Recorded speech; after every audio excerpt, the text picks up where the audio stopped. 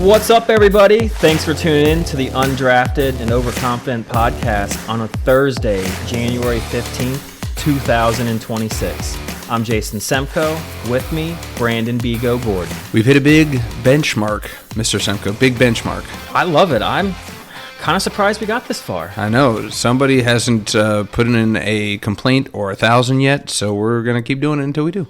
We're at 10 episodes. Big 10. We'll call it the Dwight's Mom episode, the Big 10. I was hoping that's how you would Of course, lead that's us how into I'll always this. remember this podcast episode.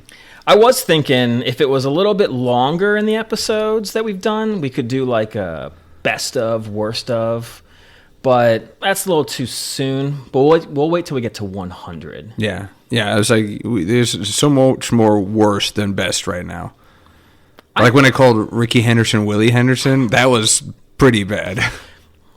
But that was episode 1. Yeah, that was a lifetime ago. I think we're good for like 1 or 2 missteps an episode, but I think everything else is pretty solid. Yeah. And believe me, we know that some of you can't wait to inform us of our mistakes.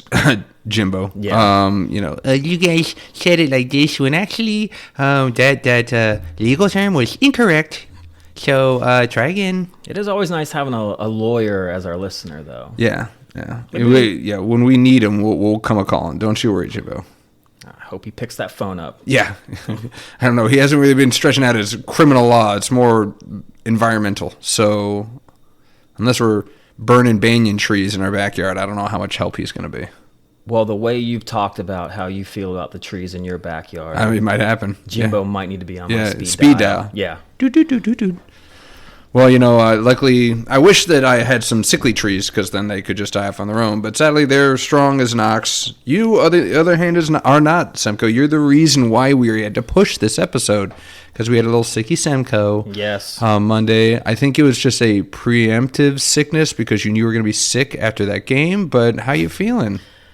I feel 1,000 times better than I did Monday and Tuesday. I really did want to do the podcast. There was so much to talk about. So much to talk about. I was playoffs, I was God. perfect going into Monday night with the picks.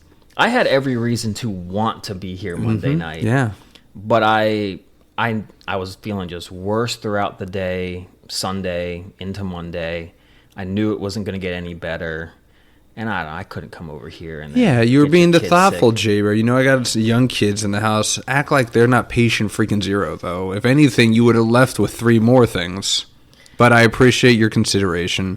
And yes, you were you were 5 for 5 going into that Monday night. So believe me, I knew you wanted to come in and peacock and push your chest out and really kind of flaunt it. So I knew that if you could make it, you must have been just dying.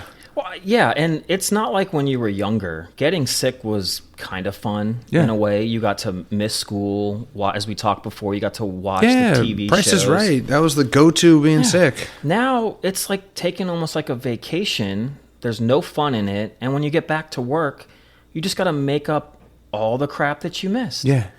And yet your team or people you work with weren't expecting you to miss time, so there was really no plan. So there's almost more for you when you get back. So today was hell. Well, especially when you're like a boss, right? Like Jay Bear, you're a boss. Yeah. And when you're sick, it's not like somebody's like, I'm stepping out. They're like, I'm staying in my lane. Yeah. And whatever that boss has to do, he's just going to have to wait until he gets back. There were a lot of things that I wanted to get done in the 3 days I was out of work. Not that it's a 911 emergency, but we're a little bit behind the 8 ball, and there's just, I can't get mad at it. But All it means is you just got to get sucks. it done in less time now. Yeah. It is better, though, than, because I was thinking about this, and how much, at least when I grew up, so I grew up and I went to a Catholic school from like kindergarten through 8th grade. So it was different than like most of the public schools. And I know we grew up in the same area, but you went to public school? Yes. Okay. The Hard Knocks. Of Northern Virginia, 2 miles away from Tyson's Corner Mall. Oh, the mean streets of at Tyson's. Hey, we had Pimmet Hills. That was a rough get around. I did hear about that. We had a bit. shooting in our parking lot in high school. Did I tell you this? No. Yeah, well, it was before we got there. I think it was when my sister was there. She was 2 years older than me, and there was like gang violence. And there was a kid who was a high school student that was trying to escape to school, and somebody gunned him down in our parking lot. what's the point of any of that? Ah, man, just, Come on, man. senseless violence. But yes, no, I did actually hear a little bit that was a rough little area. No, but I don't get it twisted. We were like a stone's throw from Langley and all those hobnobbers. It wasn't like Georgetown South. We in hated those. Manassas. No, we hated those Madison kids. That was our rival, the Madison. I don't even know what their mascot was. The Madison Beers. Mud Flaps. I have no idea. Madison Beers. You go for the hotties. They were pretty smoking hot. All of them. They a bunch of hotties. But Bunch of rich preppy kids. Yeah, living on mommy and daddy's. Like, guy was like the vice president of Bank of America and just trolling around Vienna. Everyone had like Escalades and yellow Jeep Wranglers. Yes. But yeah, so going to that small of a school, when you got sick, since you were in the same, it was 60 kids per class, so everyone went to the same class, you would always have some kid that would get the homework for the sick kid. Right, yeah. Did they do that in your middle school as well? No, it was more like if you had a sibling that went to that school, hand it off to the sibling, or just pick it up the next day, and you get a little bit of an extension. But yeah, there was no like nominated kid. You're the sick delivery boy. You would have the little goody two shoes, which at my school it was like 15 of the 30 would like fight to be the one that could take on the responsibility to bring that kid his homework, because that's what you wanted as a sick kid. You couldn't wait for the stacks of homework. You just say, yes, this is my time to shine. It's like I've run out of apples to polish and give to teacher. Yes. So this is the best way I can get in her good graces. Those are also the kids that slipped multiple times calling teacher mommy. You ever do that? Where you're like, mommy, damn, Mrs. Crap. No, but any kid that did, oh man, didn't hear the end of it. No, you had at least a week of, hi, mommy. But man, I sat there and saying, if I had someone bring me work that I had to do while feeling like death, I'd been like, hell no, I'm not getting any of this done. Yeah. But damn it, as a kid, you were expected when you through. came back to have all of that done. Yep. I was like, sometimes I think maybe the kids do got it a little tough. Yeah. I mean, our generation of kids, I don't know if they still do that now. They just extend them, or they just give us snow day, or I don't know. But yeah, I'm glad to hear you're back up and up. I can guarantee you, if you were sick, what wasn't making you any healthier, my friend, was all those freaking energy drinks you drink. I'm starting to have to rethink a little bit of maybe my morning routine, because after reading an article, you saw this, yeah, and then when I realized this 54-year-old moron drinks 8 energy drinks a day, Jesus, and somehow has health problems. Shocker. I can only tell you, what did you expect? Yeah, absolutely. Like, those things are just poison in a can. I think that I'm glad you brought this up, because I have a little something to say about that, and also I wanted to know what you do after your cold plunge. But I want to jump into that real quick, because I think you are drinking from the Yahoo News, the Huffington Post news about how energy drinks are killing It's a people. HuffPost. Yeah, let's bring it down. But yes, go ahead. Anyway, Huff, Snuff, whatever. It's a bunch of guff. Yeah, Post. Because there's a big difference between a lot of different energy drinks. I knew you were going to go here. You're going to say, well, they're not all equal. So you're saying like the monsters aren't nearly as bad as the rock stars. I'm throwing it back. I don't even know if they make rock stars anymore. Think they do anymore. That was Will either. Billy's go-to. He was a rock star guy. Those will kill you. He doesn't drink them anymore. No, he's an Alani guy. Is he an Alani guy? Yeah. We're an Alani family. Oh, are you? Yeah. But yes, are those drinks the best for you now? No. But when there's 0 sugar, when there's caffeine from natural sources, natural source green caffeine. tea, green coffee beans. Yes.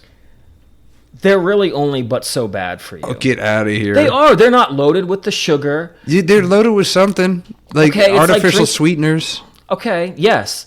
But the fact that everyone thinks that they're just going to sit there and say they're heavy in like the sugar, they're like there's the fake caffeine anhydrous, which yes, that is not great for you. But now these new ones, it's like drinking like a Diet Coke. Yeah, well, that's what my point is. Like, you might as well just go with my mom to McDonald's and get the 16-ounce Diet Coke with the big straws. These are only 8 ounces. It's not even the 16 Yeah, but you're ounces. crushing how many a day? So me personally, I'll do 2 at the most. Okay. But I'll really try to just do 1 energy drink if I do one a day. Okay. And then like 2 cups of coffee. Oh my God, you're doing coffee on top of that? Yes. I have a morning and a midday caffeine push. What's the longest you've gone recently? Like generally recently, how's the longest you've gone without caffeine? I think when I was sick, I think I missed on Tuesday my afternoon. You got your morning caffeine, one, but you missed your afternoon? and that's probably the longest. Oh my God, I've man. gone. So, like, when and if you ever have withdrawals, you're going to have the biggest migraine known to human. Been there, done that. Actually, had a dinner with my dad, who came up to visit from when I was in Northern Virginia. He had to work and come up there every couple weeks. We went to Bobanitas, Oh, yeah, Bobanitas, yes. and I tried to go cold turkey that day. Just, yeah.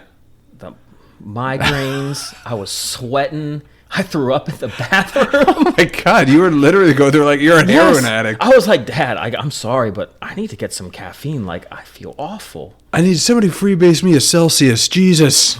That coffee was so hot, but I downed it. It burned my tongue so bad, but I needed it. I needed. It's a drug. Caffeine is a drug. Well, what? Okay, so you're Mr. Cold Plunge. So you're going to tell me that that's all you need because it gives you 10,000 endorphin rushes yes. more than heroin does. That's right. Which I'm still wondering how you know. It's that. not heroin, it's cocaine. Oh, cocaine. Excuse me. Yes. Pardon. Yes. Get your illicit drugs straight, Semco. Pardon. No, I mean, like, it's the pot calling the kettle black. I don't nearly have the energy drink issue that you do, but on occasion, like when I'm driving, because I have to commute sometimes at long lengths, and sometimes it's late nights, and it's like I don't want to fall asleep on the road, so I'll stop, and I go Celsius, because again, the marketing is proven on me. I was like, oh yeah, this is healthier than the other ones.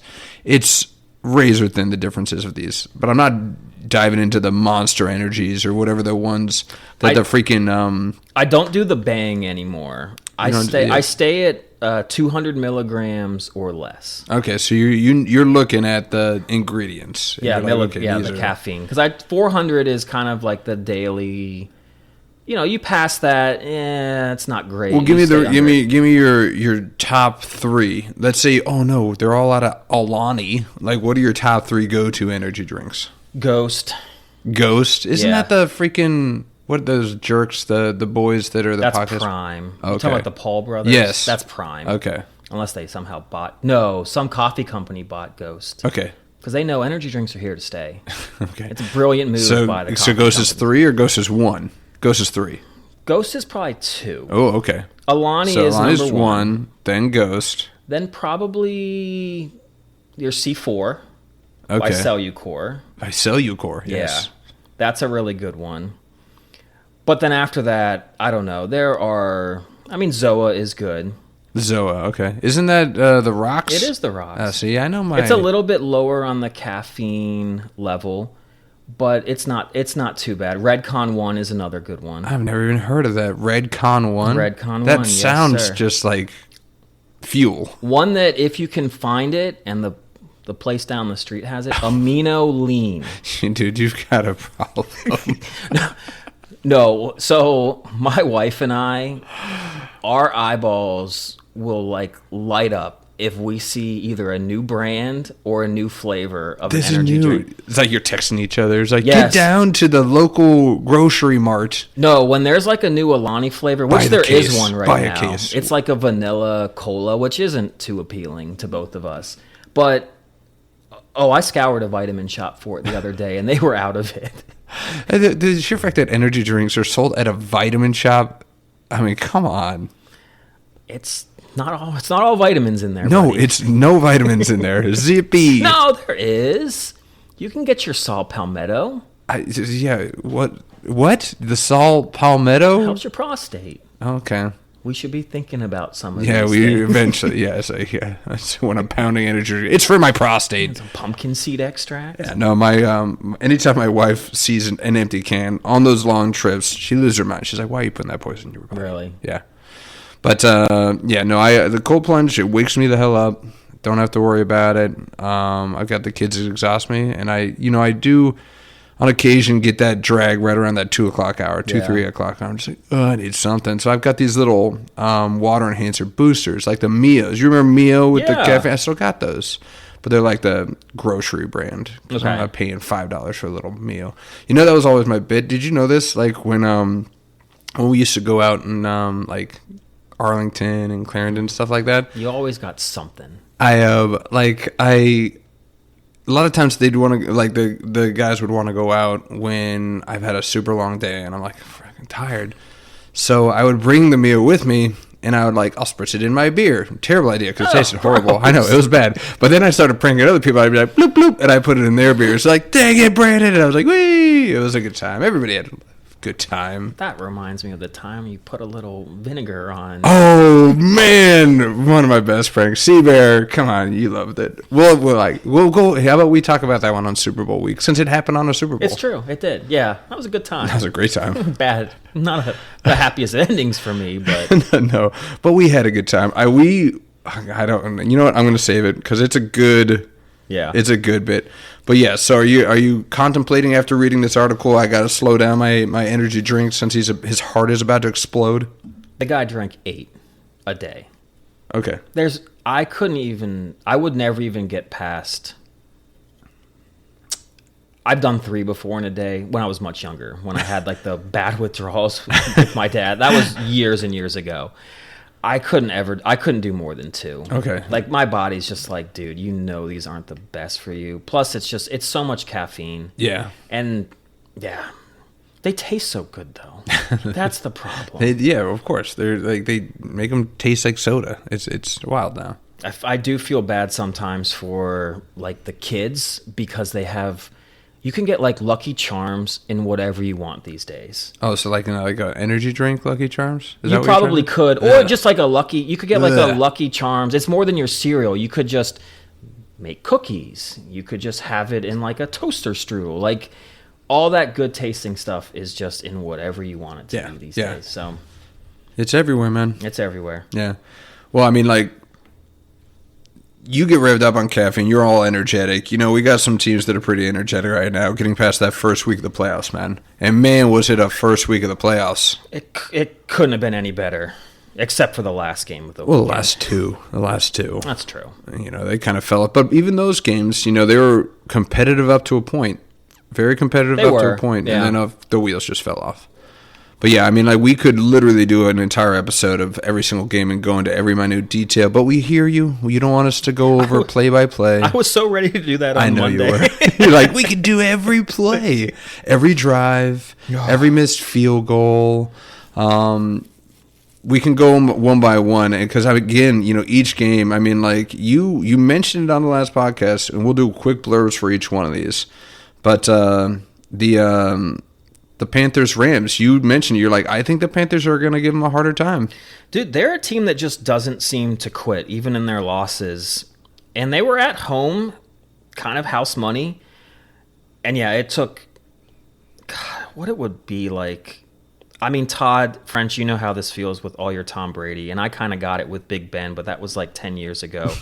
I would just love to have a quarterback that I felt was going to have a game-winning drive, right, season on the line. And to have some confidence that he could go down and execute. That's a rarity. You don't get that. I'd be dying for that. To have a guy where you're down by 5 and you're getting the ball with less than 2 minutes and you're actually confident we're going to win this game. Yes. That's got to be just an euphoric feeling. Yeah. And yeah, the Rams went right down the field even though it looked like Carolina was going to come back. And I will say, I think Los Angeles will have less trouble with the Bears than they did with the Panthers. Cardia Bears. So that kind of leads us to the next one, right? That Bears-Packers game, and Jimbo's going to just fast forward through this piece. But man, they 21-3 at the half. They looked like the Chiefs when they were up 21-3 against the Bengals in that AFC. Where did the offense go in the second half? It's literally just one of those where they were playing not to lose. Falcons versus the Patriots in that Super Bowl. Yeah. What happened after halftime? I don't know. But at the same time, they really got every quite literal bounce in their favor in that first half. They had 3 fumbles in that game that they should have lost. That Watson one where he tried to Superman into the end zone, and he is so lucky that thing didn't roll out of bounds. Yeah, the odds of that not having rolled out of bounds was insane. It's insane. But, I mean, karma came up to him. The Bears scored 25 points in the fourth quarter. That 4th down throw by Caleb Williams, when he's like literally, he looks like he's like sitting in the air when he throws it. That's why you're drafting number 1, it's throws like that where they're like, this is why we did this. Yeah. But I'm sorry, it's like, how many post fades does Loveland gotta get for them to be like, let's just put somebody on the freaking sideline? I feel like every chunk play they got was a post fade to Loveland. You know who the Bears, though, remind me of? And it's the same coach, Johnson. Dude, when you had Sam Laporta, rookie with the Lions, and then Burden the third or junior, Jamison Williams. Jamison wasn't a rookie, but he had only played 6 games his rookie year. But adding those 2 guys to that offense with Johnson, I'm like, this looks like that Lions offense. It does, yeah. And, man, Ben Johnson, no love lost for the Packers. You heard him dropping F-bombs, and he just really got into the rivalry. He's starting to get to the – I think I like him less than the Phillies coach. And I didn't think that would be possible, but I like him more. I can't stand him now. I mean, I'm all about if you're going to, like, talk like that, you better back it up. Yeah. But it's a rivalry, and, yeah, y'all hate each other. Like, let it fly, especially after a big playoff game. I don't know. I mean, if you're going to start talking trash about every team, that's probably going to be too much. But this was like a rivalry. It's kind of like if Tomlin or Harbaugh had done that, I would have been like, yeah, I mean, it's a rivalry. Yeah. I liked it. Yeah. Well, I was white-knuckling that whole game, not only because are they really going to pull the 7-2 upset, but also because that's the one place we split on our bet. And I was like, I'm actually going to pull this off. I thought so, too. 7-2. You know what Jimbo texted me? He texted me before the game, hey, just so you know, my mom's super mad at you for picking the Packers because she thinks you're going to jinx them. And you did. You can't put that on me. You can't put that on me. Like, my goodwill got them to where they were into the fourth quarter. They fell on their face. So, Elaine, Abraham, I'm sorry. I'm not taking ownership of that L, okay? I think you should. No, absolutely not. You would take ownership if they came back and won that game. I absolutely would. Yeah, okay. I would absolutely would, yeah. As long as you understand Yes, that. I understand it, and everybody understands that. But I love the game, and I know we're going to go down, but I have to do a quick sidebar on this because while I was white-knuckling that game was on Amazon, right? It was on Amazon. Yes. My wife, partial attention to the game, far more attentive to Amazon promoting their new movie coming out with Jason Momoa and the Wrecking Crew in Hawaii. Not so much because of Hawaii, even though she lived there and she loves it, but because of Jason Momoa. That's her, like, one seed movie. It's just anything that he's in. She doesn't even like going to movies. She'll pay full price, popcorn and soda, to go see him. And he was Aquaman. He was. What does that mean? It's Aquaman. I don't know. But it made me start thinking. I was like, I wonder if Semko's missus has a guy that she sees on TV that makes her all aflutter. I really wish it was somebody else. John Cena. John Cena. Those jorts. I'm like, you are such Richmond trash to love those jorts. And then he got like the hair plugs, which looked really bad for like a year and which she wasn't a fan of that. But yeah, she's a big John Cena fan. Okay. Yeah. Yeah. So any garbage that he trots out in. Now he did have that really good movie with I think Sean William Scott. Sean William Scott, John Cena? I think. Maybe. What's like it about? The Marine, maybe? The Marine? Yeah, it's one of those typical, they call up this guy that's a former Marine to go in and rescue someone. So it was like an action movie. It's like a setup from the start, though. Oh, God. Okay, yeah. So that was in his early days of, like, filming. Yeah. Yeah. Because he's gone into comedy now. Like, he was in Trainwreck.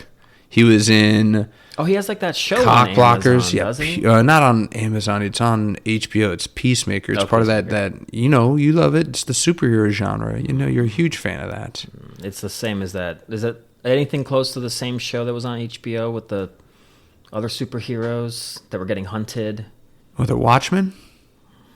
No, it was like they're in real life and everyone knows it and you can like hire them. Oh my gosh. The Boys. Yeah, The Boys. That's on Amazon. Oh. Yeah, get your streamers right, Jesus. There's so many of DW them. loves The Boys. I'm a fan too. They're coming on their last season. You gonna watch? Does it sound like I'm going to probably, watch?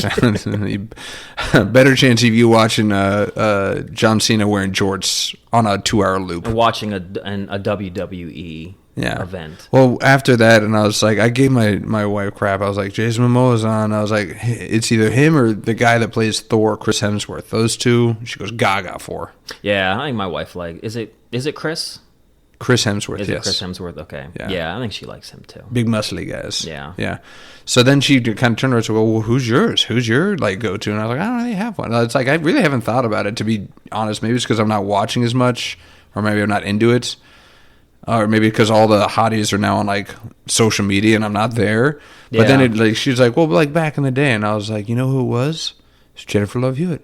You were Jennifer Love Hewitt? Yeah, guy, Jennifer Love okay. Hewitt guy was dead to rights. Jennifer Love Hewitt and Tiffany Amber Thiessen. If they had 3 names, bam, I was sold. Tiffany Amber Thiessen, Saved by the Bell. Right after she did a really raunchy show on Fox. It was called like Fastlane. Did you ever see this? I did not. Ooh, yeah, she was spicy in that one. Fast Lane. It's got Bill Bellamy, I believe, in it. Seabear's gonna call me on this. And it's got the main character. It's got like an Italian name. I don't remember what it was. But your word anyways, for it. Tiffany Amber Thiessen. And I'll have to tell you later. We did this bit, me and the guys. We did like a March Madness. You know what? I'm going to save that. But but who's your go-to? Who's your one seed when you were growing up? So I was definitely in the Jennifer Aniston camp Yeah. and Sarah Michelle Gellar. Oh, see, another 3 Which is namer. funny because I feel like those were like the 4 that all us guys in our that's age right. range Yeah, that were was all kind of you were on one of about. them, yeah. Yeah, and it's kind of weird. Well, maybe not that surprising that we chose the Diverted. other Yeah, two. that's kind of what we do. Yeah, Jennifer Aniston, Friends. She was tough to top. Yeah. Why? What was it? Was she like? She had they all kind of seem to have that, like that girl next door. Okay. And I think That was appealing. I think when we were growing up, we were shown a lot of that, but then they also kind of showed like lack of a better term, like a sexier side. Yes. That we just was kind of like, oh, and it kind of popped for us a little bit. Now it's just kind of like, Kind of popped. You really had to use that pop. who can you get in just like the thinnest, skimpiest thing, like that looks about as fake as can be? Yeah. And that's like who the young kids are probably looking at. That's terrible. I would hate that. Yeah, I know. Gross. Right? Pamela Anderson from what was it? Did you ever VIP. go- Yes, I know what you're talking about. It was on Fox at like 3 p.m. like or a something. Saturday or something like that. You're like, well, there's nothing else on. I mean, I'm just gonna have it on in the background. Don't worry about it. Yeah, don't worry about it. It's a detective show. It's like Charlie's Angels. Yeah, it's like the great that and like the great Hulk Hogan show. Was it Tropic Thunder? No. What? No, Tropic Thunder. No. What was the show? Days of Paradise or something? Oh yes, I never watched that show, but yeah, I know that what you're was talking such a about. great bad show. Great bad shows. We can have a whole bit. I know. When football season's over, of bad good TV I or know. good bad TV. But yeah, so after the Packers game, you had a slew of Sunday games that just got better and better. You had were you white knuckling for that Bills game Okay, at all? that made me about as nervous as I've been in a long time because after my poor college football performance in picking, I really at least needed my Super Bowl teams to make it At through least the past first the round. wild card round. Let me at least get through the wild card round because your track record wasn't great for you. But I'm gonna say this: Jacksonville, you wanted to run your mouth. Yeah, they did. You wanted to tell everybody about how you didn't want anyone rooting for you, didn't want anyone jumping on your bandwagon. And your boy over here told you that was going to be a mistake. Big mistake. And you paid for it. And I hope it was all worth it because now your season is going to be forgotten. Man, a lot of hate for Jacksonville on this right now. Well, I will say there's always been a little hatred because they've beaten the Steelers twice in Pittsburgh before. There it is. But also, once again, I love it if you're going to talk because I think it can be great. But if you don't back it up when it matters, and that's the thing, the Jaguars, you're not that team. You should want people on your squad, but you haven't proven anything. It's like when Jalen Ramsey came out before a season and talked all he talked. You guys didn't even make the playoffs that year. Yeah. It's a completely different game. I would hope by now someone in that locker room was like, dude, the playoffs are nothing like the regular season. Yeah. Like, you throw all that stuff out the window. Ask Peyton Manning and Drew Brees, how successful were they in the regular season and how successful were they in the playoffs? Because the success they had in the regular season, I guess Jacksonville, I forget what your last name was that you talked, Walker. I guess you think that Peyton and Drew Brees each have like 7 Super Bowls apiece like Tom, right? Because that's about how dumb you sound now, as if you think that, because they're not even close. Yeah. God, it makes me so angry. I can tell, but it's funny to hear me say that. It's like you have no problem with talk as long as they back it up. And because it's like you prove that with your affinity for Ben Johnson and the Bears. You're like, good, I like him even more now because he backed it up. But because the Jaguars lost, if they'd won, would you have a different opinion? You'd be like, okay, you talked and you backed it up. Yeah. And you beat my Bills. Because they've got like a bullseye on them. They self-appointed put it on themselves, and they're going through and like taking care of business. Yeah. I mean, I'd still probably say, it was the 6th seed. You were at home, but it's a playoff game. But it's a playoff game, and the playoffs are a completely different beast. When you were playing against Superman himself, Josh Allen, and he did what Josh Allen does, just like we thought he would. I don't know if they make it to the Super Bowl. I don't know if he can suit up and go. I mean, he's going to get killed before he gets there. He should have had a concussion, a torn ACL, and a broken hand after that game. And somehow he's just strutting around like nothing. How is he not in a full body cast right now? I think he knows this is his opportunity. I guess, yeah. With no Mahomes and no Lamar. Yeah, he's like, I just shake it off. Yeah. Got to shake it off. Yeah, so he did what he did. It was an absolutely incredible game. Again, another fourth quarter march to give him the lead. Absolutely incredible. And then you had the reigning champs go down like we both called. I personally saw a lot of people taking the Eagles in this game. I was surprised too. And even the odds makers. I mean, Eagles were 5.5-point favorites, and the Niners again, even with George Kittle out for the whole game. R.I.P. George Kittle. God, just can't stay healthy, man. No. But you know who can? CMC keeps doing it. You got a guy like that. It's like having a star quarterback. Yeah. And so there's no reason to not think that they could still go into Seattle and win that game. I'm a bit nervous. I think that like subconsciously part of the reason that I picked the Packers because I wanted the Niners and Rams to duke it out. I was like, you guys fight and then the Seahawks can take you on.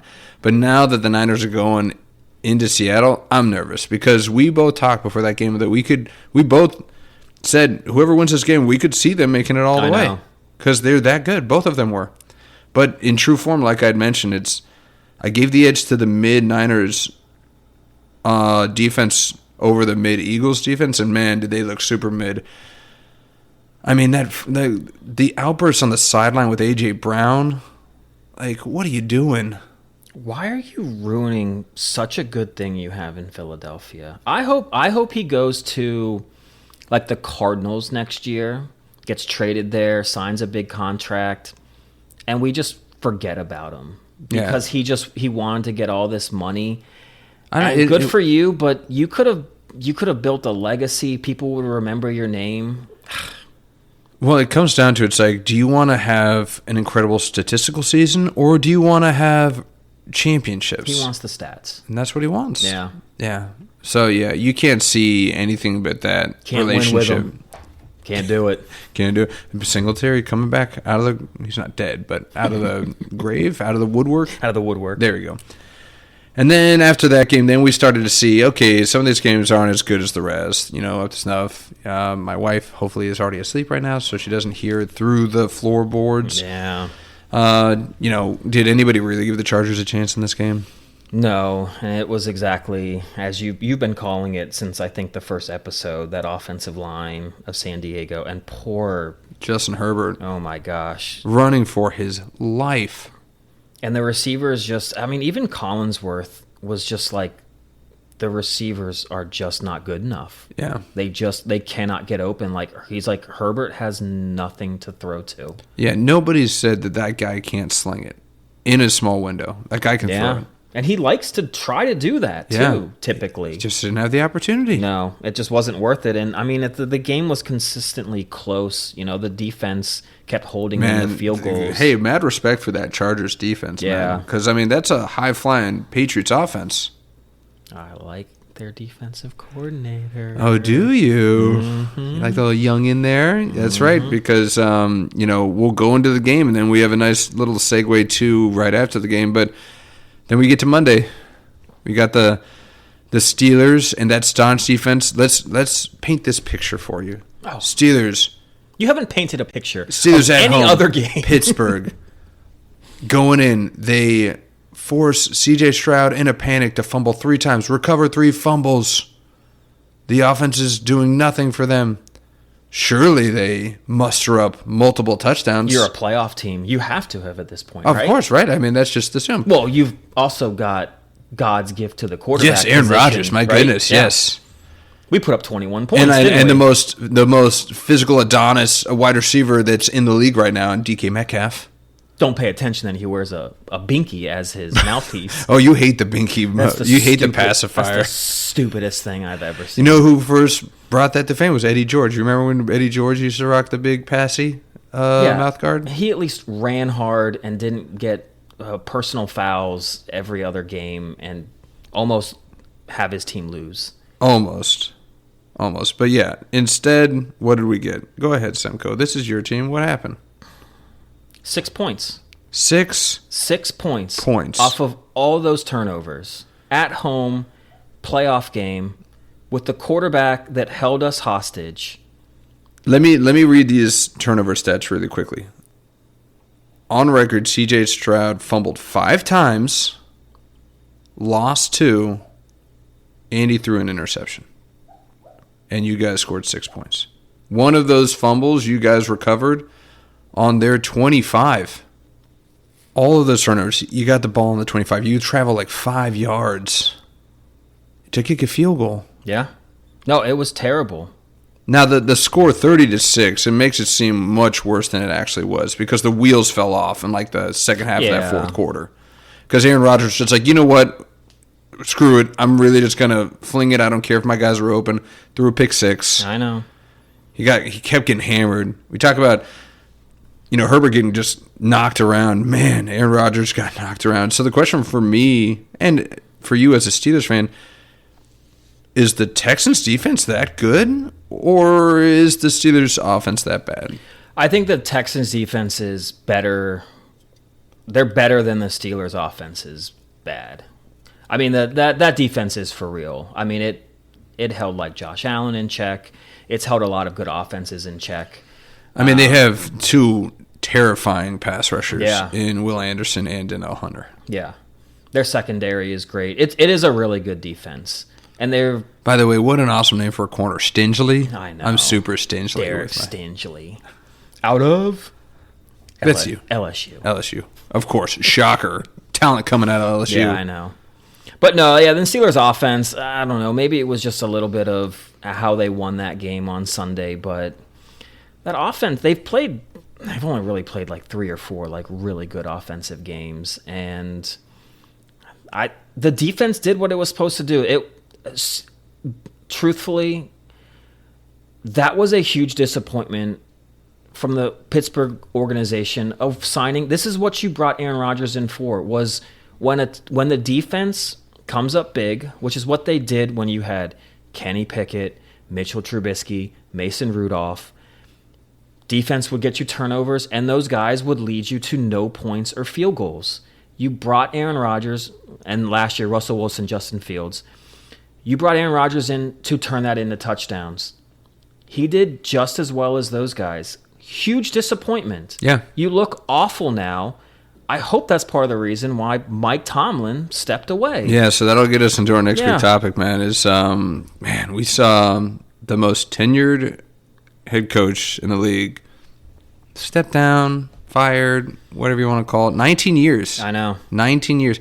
This is the third head coach you guys have had since like 1963 or Yeah. something like that? Yeah. That's incredible. It is a crazy good run, and I think the reason why Tomlin lasted this long was I think that streak does mean a lot in Pittsburgh. Yeah. You think a little pride. They're like, I do.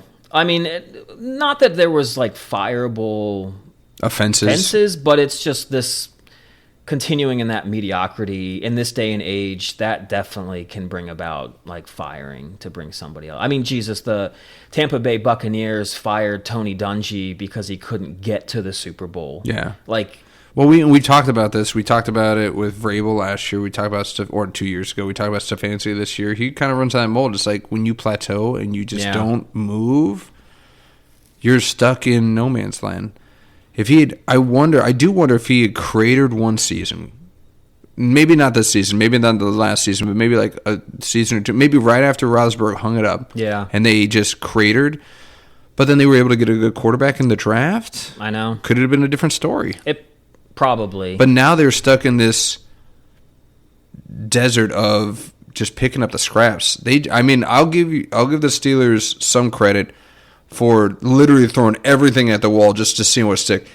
I thought it was hilarious that they went out and got 2 quarterbacks that would be fighting for a one spot anywhere, and they brought them both into the same the same locker room. I'm glad you brought that up. It's Russell not Wilson for lack of trying. They were trying their hardest. They were Yeah. like throwing everything they could at it. But again, because of their draft position and what they really should have done, I'm sorry, they got to bite the bullet and they got to trade draft picks, trade up when they see a quarterback that they love. Because I did hear that Tomlin loved he loved Jaden Daniels. I think he loved another dual threat quarterback that came out a few years back. I can't remember off the top of my head. I can't remember either. But that's the only other move that they could have made that possibly could have saved Tomlin. But yeah, you revel in mediocrity for that long. I just wonder if you guys are going to do any better. Like, I mean, what's next for the Pittsburgh Steelers? Yeah, no, it does remind a lot though of what do we do when we lose Bill Cowher, because didn't have a quarterback then. We're going to have to go with a new head coach. I think that only works but so often. But yeah, got Mike Tomlin and then Ben Roethlisberger and rode that to where he is now. I don't know if you're going to get that successful again. I mean, I know kind of the San Diego Chargers have kind of done it from Rivers to Herbert. The Packers, they've had great luck with Favre to Rodgers and Love. now Love. So it definitely can happen, but where they're at now as a team, it's a enviable job to have because you can have some time to maybe implement your offense and your scheme, but defense is aging. There's some good young players there. Offense is a train wreck. Oh yeah, complete. And you need a quarterback. And so where you're going to go, I mean, the Steelers love to get a younger guy to try to be there for a while. Yeah, because they're like, we need a younger guy because we expect you to be here for 20 years. It's true. So, but you're going to try to do that thing I said. So you're not going to go get Pete Carroll? Comes in there, he's like, I got an idea for a football team. I mean, they brought Aaron Rodgers in. I don't know what they're doing anymore. They don't know what they're doing anymore. Art Rooney, you are not your father. You're making some dumb decisions. Yeah, so you're not on board because you are not the father. Not the father. So yeah, I'm interested here. We can go into it a little bit later because I don't know if they're going to go as quickly as some of these other organizations picking a coach. I think they're going to take their time. Yeah, that just seems like kind of where they're going to go. But somebody who didn't take much time to find a new job, we didn't even have a chance to shout out or pour one out for remembrance of Harbaugh because he's already hired again. Good for you, John. Yeah, Giants. I don't know about so good for him, but yes, he's already been scooped up. we knew going in that he was going to be the first guy off the market, even though he was the last one fired. I know. First one off. You'd be a fool not to try to get him to be your head coach. Because again, it's like I hate having the same comparison, but it's hard not to. It's the same situation with Vrabel, and I'm still assuming Stefanski. It's that he's an incredible coach. Yeah. It's just his time ran out in his current place. 18 years. We Yeah. saw two of the most tenured head coaches lose their jobs within a week span. Do you know who the longest now tenured head coach in the 4 major sports in America is? Wow, I know the longest tenured head coach for the NFL right now. Actually, who is that? Is it Andy Reid? Yeah, it's Andy Reid. It's Andy Reid. 13 Okay. years. Man, I thought he had like 3 years left after he left Philly. I know, man. He's made a career Yeah, out of good it. for you. You remember him? You almost hardly remember him being an Eagles head coach at this point. I mean, and thankfully they can forget it because they've gotten a few rings true. now. But yeah, they were kicking themselves when they saw Andy Reid just collecting rings Yep. with the Chiefs. I know. But yes, Yeah, Andy Eric was 13 years. Spolstra, Ooh, get out of here, Spoelstra! Really? Miami Heat. Yeah, he was there when one of your favorite moments in sports history, the decision was made. I feel like I forgot 10 years worth of sporting events after that stupid moment. I know, and nothing made me happier than watching the Dallas Mavericks actually beat that team in the finals. Yeah. I think we watched a lot of those. We games did. together. And we were both just, come on, Dirk. I know. Come on, Dirk. I hated that Sean team. Marion. I know. Jason Kidd. The Jet. The Jet. They had Deshaun Stevenson, the locksmith. Oh, they did. It's all the nicknames. Oh, man, our early 2000s knowledge in sports is Yeah. bravissimo. Chef kiss. It's going all downhill now. I really. know. But so Andy Reid's now holding the title, but now with Tomlin and with Harbaugh gone, Andy Reid just suffered his first, visit without the playoffs or visit Changing season of of the the playoffs. guard, maybe. Is Andy Reid now have to be concerned, or is because of the multiple rings, is he just got a lease on life? I don't know. I mean, he had one bad season. He still does have Patrick Mahomes. He's got Steve Spagnuolo. Yeah. They can probably retool. I mean, John Harbaugh, not saying you would have beaten the Chiefs, but who's the tight end that dropped the pass against Buffalo? Against Buffalo? Yeah, last year in the playoffs.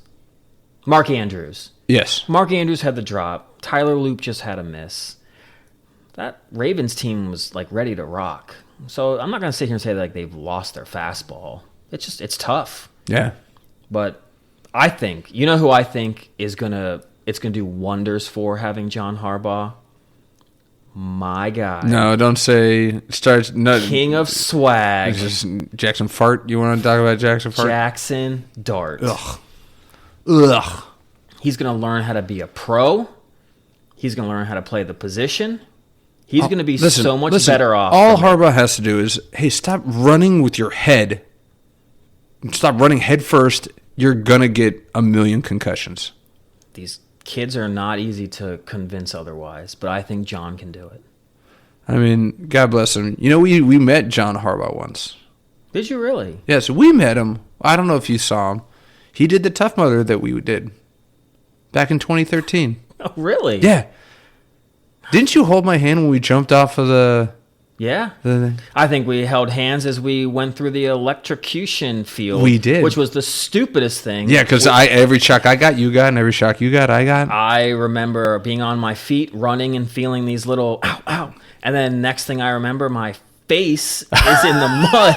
And I'm like, how did I get here? What happened? Whew, that was rough. I still love that Tough Mudder because your boy got recognized on the video and you couldn't have been more salty about it. You remember that in the half pipe? There's a great shot of me getting pulled up. We had to wait for you and Stephen Hunter at every obstacle. I was cramping up. And you got the feature, and you got the... They saw the face. Always comes up, Bigo. They saw the face. But yeah, do you feel at all bad that because these two powerhouses just lost their job, everybody's forgotten that Miami Mike, he lost his job too? On a personal level for him, knowing what he's kind of going through, maybe a good thing. Okay. But Yes, I'm glad we forgot about him. Because he should be forgotten. Because he didn't do anything. He came in with all this firepower, and it was a flash. You had a prime Tyreek Hill. I don't know what to tell you, man. Look, Patrick Mahomes and the Chiefs aren't what they used to be. Yeah, he's the difference. You had a unicorn, and he made you look really good. Your offense really isn't but so impressive. So is he getting another job as an OC somewhere? I mean, definitely. I mean, if the Steelers' OC was open, I'd want him as my OC. He's a great offensive coordinator. Yeah, if we didn't just, and we can talk about the lunacy of the Commanders just promoting their QBs. I know that everybody was whispering about Dave Blount. Oh, he's like the new guru. But we just got rid of Kingsbury. Why are we bringing a Kingsbury acolyte in to do a Kingsbury thing? Yeah. Doesn't make sense. You just need to go. And there's so many good options out there, seemingly. I would have loved McDaniel to come to D.C. Yeah. Great offensive coordinator. And shout out to Darkness. He mentioned it in our group chat. It's like him and our head coach, they're buddies. Yeah. Like he's practically his sponsor. It's true. That would have been that would have been a great story for ESPN to put out there, for the NFL to put out there. Proof that the NFL isn't scripted, because they could have written that in gold. They could have purposely put it in there. They could have sat down together, and Dan Quinn could have talked about how much it stunk. Sorry, Will Blackwell, losing that Super Bowl to the Patriots, and how he never really recovered from it. And then how Mike McDaniel just couldn't control a team. So kind of the same thing, right? Yeah. One guy loses the biggest game of his life. The other guy just can't quite hack it as a head coach. But they somehow bond come together. Yes. It's the Hollywood script writes itself. But then they ride into the Super Bowl together. Yeah. God would only hope. But yeah, so these last 3 rounds, obviously, even if we hadn't heard it, I think you and I would have been, Harbaugh's going to get the pick of the litter, whatever coaching job he wants. Mike McDaniel seems like an OC. He's got to go back a step before he can go up a step. Do you really think another team's going to give him an opportunity as head coach right out of the gate? Seriously, after having drinking issues, they shouldn't. I don't think that'd be a smart move to do. Yeah. I think take a step back. A little unstable. Get yourself settled for a year as an OC. So you got to tell me, because I think you've got some inside scoop that I don't. So you said personal problems. Was it confirmed that through this year he was falling off the wagon? I think he said it was. Okay. Yeah. I know that he said that Dan Quinn helped him. I didn't know if that was from previous years or if that was no, recency. that was this year, and he looked like he was. Well, that's why he was always wearing his shades even at night. I wear my sunglasses at night. And he just had that flush face all the time, that red. I just thought it was the humidity in Miami. No, the pressure that was on him. Yeah, it could be a combination, all 3. Well, he acted like it wasn't, which was another problem. Now we're good. Yeah. Wait, who said that? Yeah. Where am I looking? That camera one? Okay. So, yeah, Mike McDaniel. And then Tomlin, he's not coaching again, is he? I think he said he's taking a year off, at least. I heard a rumor that Amazon is ready to just, back the Brinks truck up to his house, even for just 1 year. We're talking about paying him more than Brady's getting paid right now to commentate. That's stupid. Good for you, Mike Tomlin. The guy hasn't... he's got some Tomlinism. Yeah, I think that's why. They see the scratching of, this guy's just going to be great on TV. I don't know how he'd be consistent over a long period of time, but you know what? He's a coach. He'll probably do like Brady did. Probably actually take it really seriously. Look at Gruden. Gruden was a great color commentator when he was doing it. People love John Gruden doing that. Yeah. No, I think Tomlin would do really well at it. I'd want to see him coach again, though. But yeah, take the year off. Well, how old is he now? You would know. He's been with the freaking Steelers for 20 years. 58. I think he got hired at 39 is or that 37. All? Yeah. Okay. Yeah, he got hired young. All right, well, let's get back to John Harbaugh, because I feel like there's so much to dive deep. And again, we didn't have the opportunity to really kind of go, where is he going to go? Because somebody got sick, and then we couldn't talk about it, and then he got hired. I know. But let's go back to the team he left, right? Mm-hmm. This really comes down to who's leaving. Is it Harbaugh or Lamar? That's kind of what it felt like it was coming down to. Yeah. So does this put more pressure on Lamar now? It's all on Lamar Jackson now. And I think he's going to regret kind of forcing John Harbaugh out, because I think Harbaugh protected him from a lot of things. Yeah, I do so, yeah. Because if you really look at a lot of the games, I don't understand I know they're the Chiefs. Chiefs have a good defense, but watching you in that AFC Championship game a couple years ago, you're dancing. You got 15 seconds to throw a ball, and then you heave it into like double coverage. You try to run when you shouldn't. John Harbaugh can only coach you up so much. I think there's issues with him in big games and big moments. And now you're going to have no one to look at except you put the bullseye on yourself, man. Yeah. And I root for I hate the Ravens, but once again, I want to root for that team that's been knocking at the door. Yeah. Same with like the Bills, right? But I do hate the Ravens, so it makes it really tough. But you do want to see a guy like that get through because he's been stopped so many times. And he's a talent. He's an immense talent. Which is, I think, is kind of the other thing that makes me upset, because he's like Matt Coleman. It's like, dude, you've got all the talent. Like, you can run it when you want. Just run it, but you don't want to. And then when you want to, like, throw it, you shouldn't. Come on, man. But, I mean, I do think that as much as you despise the Ravens, you do want to see success because you've talked about this. You like to see greatness, and you like to see the most talented he's a players talent, man. Win. Because it kind of proves to your mindset that, like, if you have the talent, you should be able to be successful. Yeah. Sometimes it just doesn't work out.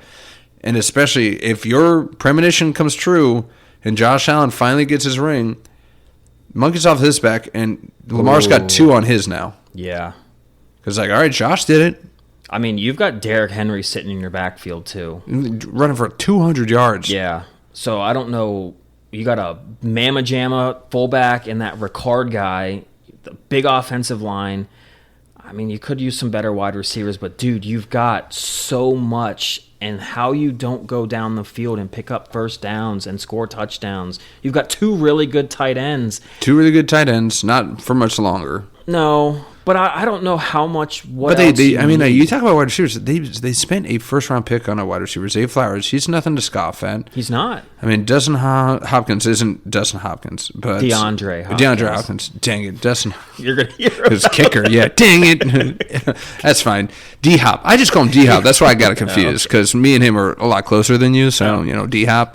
And then Rashard Bateman. He was a high draft pick, wasn't he? Yeah. So it's like they've thrown these high picks, and then at some point you're like, are these guys not that good, or is Lamar just, I'm sorry, is he just not as good as we had all expected him to be? I mean, he's got MVPs to shut me up. Yeah, he does. But, I mean, at the end of the day, do you want all those MVPs, or do you want that Super Bowl ring? And you got to go through a playoff with it, and it just seems crunch time. He just does not quite make the play that's needed. So do you think the hype train's got to stop with him then? No, I think they're going to go into next year. I think they're going to put up a bunch of points. He might even be close to winning a 3rd MVP. But I'm going to sit there and just soak that in and wait till the playoffs start. I think the opposite. I think it was going to maybe quite literally kill me for saying this, but it's like I think that you're going to see the hype train come to a screeching halt, especially if there's. I mean, really, Lamar Jackson's had some incredible continuity in his career, much more than a lot of these quarterbacks did that came out. You kind of mentioned it. Harbaugh always seemed like that very strong but stabilizing voice in a locker room, and is very steady and kept everything very calm and calm waters, and just keep us driving to that goal. And he was a player's coach, and he still is a player's coach. He always had their back. Always. I mean, even Luke, you saw that video of them walking back to the locker room. He ran to catch up to Luke, put his arm around the kid, and he was just, encouraging him. He was like, hey, man, so he's a guy that's always been a player's first coach in my eyes. And obviously, you can tell me I'm completely wrong. Maybe you know him far better than I do because you're the diehard Ravens fan. But from an outsider's perspective, it definitely felt that way, that he would always support his players. You don't know what he's going to get. And that's the other problem, is that Lamar is probably going to be in that boardroom helping decide the new head coach. And I'm sorry, I am against that. I'm against an individual player, no matter if it's the most important player or important position on the team. No singular player should have a decision in who's the head coach. LeBron James is another perfect example. I couldn't stand it. It's like he was pretty much handpicking his head coaches. He was. And 9 times out of 10, he was doing it horrifically bad. JJ Redick right now is not looking like he's an NBA head coach. No. And he picked him. He straight out of a podcast. Oh, my God. So we could be NBA head coaches? We could. Yeah. Do probably just as well. Yeah. I could pretend to put X's and O's on a little whiteboard. Oh, let Luka get the ball. Someone set a ball screen for him. Pick and roll and do your thing, Luka. I'm JJ Redick. I'm JJ Redick. Wow, play a 2-3 zone real quick, guys. Okay, go man-to-man. Switch off of all the screens. Boom, JJ Redick. JJ Redick. NBA head coach. I'd be like, throw them bows out there. Let's get back to that 90s basketball. All right. Where's the triangle? Come on, let's bring the triangle back. Phil Jackson. Yeah. You racist. What? Oh, I think Was Phil Jackson a racist? I think so. Stories have kind of been trickling through that, yeah, maybe. I mean, he was from how old he was, being from, like, South Dakota. Come on. Just put the puzzle together. Put two together. Come on. So really, you think that this is it for the I'm not saying that it's it. I think you're going to see a lot more challenge for them. Okay. Because I'm assuming that whenever the head coach leaves, what's the likelihood that his OCs or his DC and his coaching staff sticks around? The new head coach, more often than not, is going to want to implement his new coaching staff. So that means Munkin's gone. Yeah. And we're talking about specifically how it affects Lamar right now. So losing him, you're going to have a new coaching style. You're going to have a new offensive scheme, most likely. And again, not to say that Lamar Jackson isn't intelligent enough to be like, I'm good at this, I'm good at this, and I'm not so great at this. But when you give him that power, because he already feels like he has it, because they're doing this so that he can re-sign with them, his agent is definitely going to clue him in on how much power he holds in these talks. Yeah. Yeah, it could be disastrous. You're just going to get a guy that's like, I just got to make Lamar happy. That's my only job. Yeah. Is to keep him happy. Do what he wants to do. And if he doesn't want to run the ball one iota, like Robert Griffin III didn't want to do, and just wants to throw it, we'll say, okay, he's our franchise quarterback. And that worked out. Yeah. So well. Swimmingly. So swimmingly. It's like I can barely remember it went off so well. Well, who is going off swimmingly, and God, I can't stand it. Carson Beck keeps winning. What is going on? Dude, they are just a team on a mission that can't be denied, because when you need Carson Beck, when you needed him to make a play, he makes a play, man. Guy is a good quarterback for the most part. He just has those Carson Becky type games. But man, I mean, I was kind of pulling for Ole Miss, but part of me was just keep this story going, keep Miami winning, and keep seeing you get upset. Oh my God, yeah. That's I think that's your, you're just like, I just want to see Bigo just pop a blood vessel. But dude, at the very least, can you admit that the guy is playing like a championship caliber quarterback? Take away everything. Just say it was just some random team and you're watching this guy go out there. Absolutely not. Okay. Yeah. Absolutely not. Mm-hmm. Anybody that knows ball, ball, okay, all that jazz, would take one look and it's like, as a 40-year-old semi-athletic Central Virginian, I could have made those throws. I knew you were going to say that. Every one of those big throws, and I've got the biggest air quotes known to man going right now. Those big throws, there isn't a defender within 10 yards of him. Hey, he hit him on the money. He made the read. Made the read. It's like parting of the Red Sea. They might as well put neon like pointer fingers on the wide receivers, like throw it to this guy. I've seen quarterbacks miss those throws. Dude, what happened with that run? He literally looked like he was walking into a vacant parking lot. I'm not going to give him credit. I'm not going to give Carson Beck credit. So the old Carson Beck might have tried to force something in there. Might have clocks running out, time's running out. He might have tried to force a ball in there and instead does the one thing that he doesn't like to do, tucks it and runs to the opposite side that he was rolling out to. I think other quarterbacks might not have been that poised in that situation. I don't know. I was thoroughly impressed with Carson Beck. I was not. I'm not impressed. Also, he's 27? How old is this guy? He's been playing for 7 years. No, he hasn't. Yes, he has. He played... Okay, he's played... This is like his third year of playing, I think. He played 2 years at Georgia, and now this one. It's not like he played at Georgia for 4 years. I'm going to look it up, because I'm salty about this. Shocker. But, yeah, no, I will give credit again, to that Miami defense. They did what Georgia couldn't. They held Ole Miss for a good portion of that game. They did. And what do you think about that no call on that last play? Was it pass interference? We can get Grizz on the call right now, and he would lose his freaking mind. How do you... It's like, you called that for that Lions game, but you don't call it in the national championship?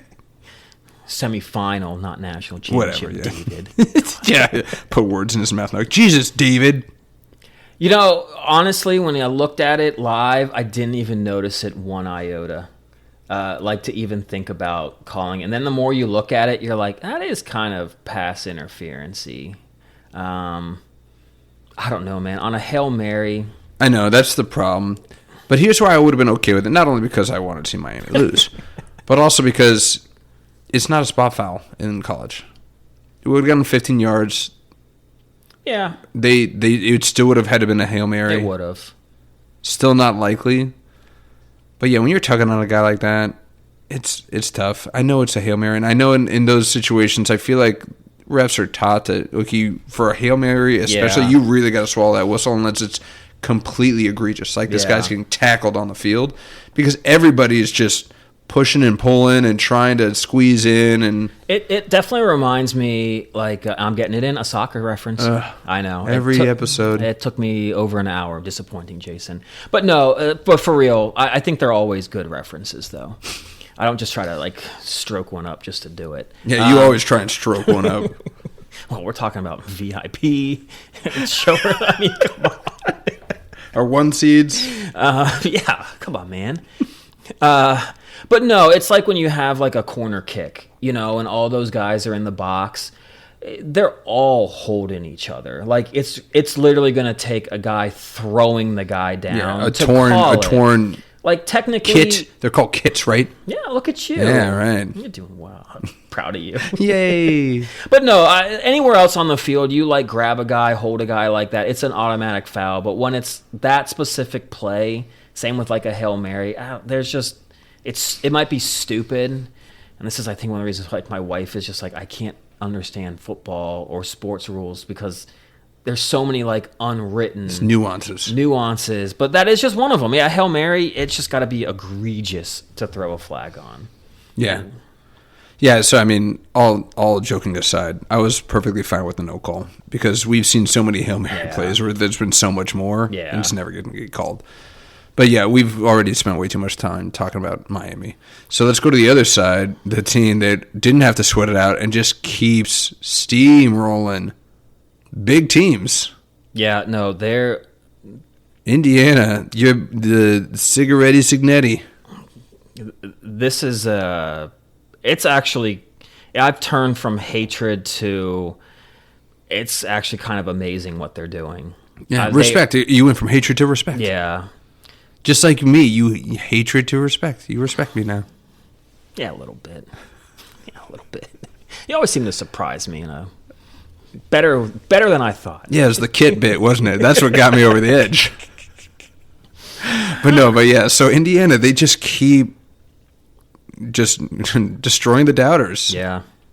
It was funny, though, as I was gearing up for Monday, and what I was going to say, and I was rewatching the highlights of the Indiana-Oregon game, And man, I sat there and I'm just like, man, because everyone wants to do the comparison, like Mendoza to Moore Jr. Yeah. They're going to go 1-2 in the draft probably, or at the time, and it's like this was a game that was going to decide. And I was like, man, every time Moore makes a throw, I'm like, an Indiana guy is right there to like wipe this guy out, and I'm like, they are on top of every single play. And then like I missed the game, and then like on Tuesday, all I see is like, Indiana's cheating. Indiana must be cheating. And I mean, it literally was because some guy probably kind of said what I was probably going to almost say, was like, it's almost like they're cheating out there. They know the plays. And people just want to like take a team down. I don't buy into that at all. I think they're just a very well coached. But what sucks is we just saw it with Jim Harbaugh and Michigan. And so you can't help but think that, are they somehow doing something? Yeah, when you just run roughshod on teams like that, it's hard not to. It's like, how are you this much better than a team that should be highly, at least competitive with you? So I can understand that, but again, I think it's just sour grapes. Until there's proof, and I'm sorry, I'm innocent until proven guilty, man. Yeah. It's just sour grapes. You guys just gotta own up, and that camp is your camp. The Indiana shouldn't be good at football. This is insane. Stick to basketball. Get back to your in Mr. Indiana. That was one of my best bits, and that wasn't on a recorded episode. I know. That's why I keep bringing it back, because I'm still trying to give you praise for it, because that was hilarious. But yeah, I have no problem with Indiana just showing everybody up. They've been so efficient. Yeah. So I got to ask you, man, because you brought it up. I don't know if it was tongue-in-cheek or if you were joking around, but you brought it up, so I'm going to bring it back up. Is Indiana the benchmark for the greatest team over Joe Burrow's LSU? I think they might be. Because I think defensively that Indiana defense is better than that LSU defense was. I disagree. I mean, it's wonderful how efficient they are, and they make the most out of what they can. But offensively, though, I don't know who stops Jamar Chase, Justin Jefferson, and honestly, Clyde Edwards-Helaire. Yeah. But I wanted to take one deeper. As I know on most podcasts, I generally have nothing but negative things to say about the University of Nebraska. What? You? No way. Yeah, I know, right? But I got to dig in even deeper, because I was like, okay, if Indiana's better than Burrow, I know there's going to be those, we got some older listeners out there. They're going to be like, well, what about this team? And no, I'm not going with like the 1956 Oklahoma Sooners or something. But for real, the 1993 Nebraska Cornhuskers. Yeah, that's not too far. That's still present day. But that was they honestly made Miami look worse than Miami made Nebraska look worse in that national championship game. I don't know. I got that's it. Yeah, I was like, this is quite the backhanded compliment you're giving me here. Jeez. But seriously, Tommy Frazier ran all over that. Good old Tommy. That stupid blood clots kept him out of the pros. Yeah, that did stink. But really, and I guess truthfully, if you think Burrow's LSU team is better, what would you say about Tommy Frazier and his Nebraska team against Joe Burrow? Come on, you know how biased I am. Jesus, that's not even close. No, but could anyone really stop that offense? It's hard. It's hard to imagine. It really is. It's three Hall of Famers. But again, at the same time, it's because we have this crystal ball, right? We're looking back now that we see these guys being all pros in the NFL. Yeah. So we're thinking about these athletes and these incredible performances that they're able to provide. But yeah, statistically, that team is the best. I mean, 5,000 yards passing in that season, something like that. I understand that Mendoza is, I think he's something insane. I think he's like, his completion rate in the playoffs this year is like 31 for 36. His numbers are actually very similar to Joe Burrow's. It's insane. It's just not quite as voluminous. It's not quite as, just sheer stats. And there's not the eye-popping. I mean, every game. I mean, he threw for 180 against Oregon because that's all he had to. I know. How did you get 5 touchdowns out of 180 yards? Turnovers and running game. Yeah, I don't know. That's a game I would love to somehow see. This is where technology could be used for the benefit. For the good, for once. Yes, so us for my sports entertainment. fans, yes, we could see who would win in that matchup. But I think I would take Indiana. No, I would still take LSU. Now watch Miami win this game and really make it. Yeah, but that'll be a silver lining for you because you're like, good, screw you, Indiana. Yeah. Yeah, I don't know, man. But, we're in the now. We can start looking at the future. But, man, if we're going to have one more conversation about college football in this one, it's been up and down. And even, again, if we recorded on Monday, this story would be completely different than what it is now. But the Damon Williams for Washington, for those of you that aren't as into the deep dive of college football as Jason and I are, so Damon Williams is the starting quarterback for the University of Washington Huskies. Yes. Before the season ended, he signed a revenue-sharing contract, with U of W. But then greener pastures started to come out. I'm sure that he might have gotten a phone call from everybody's favorite new head coach, Lane Kiffin. Oh, yeah. And all of a sudden, he's like, I don't know. And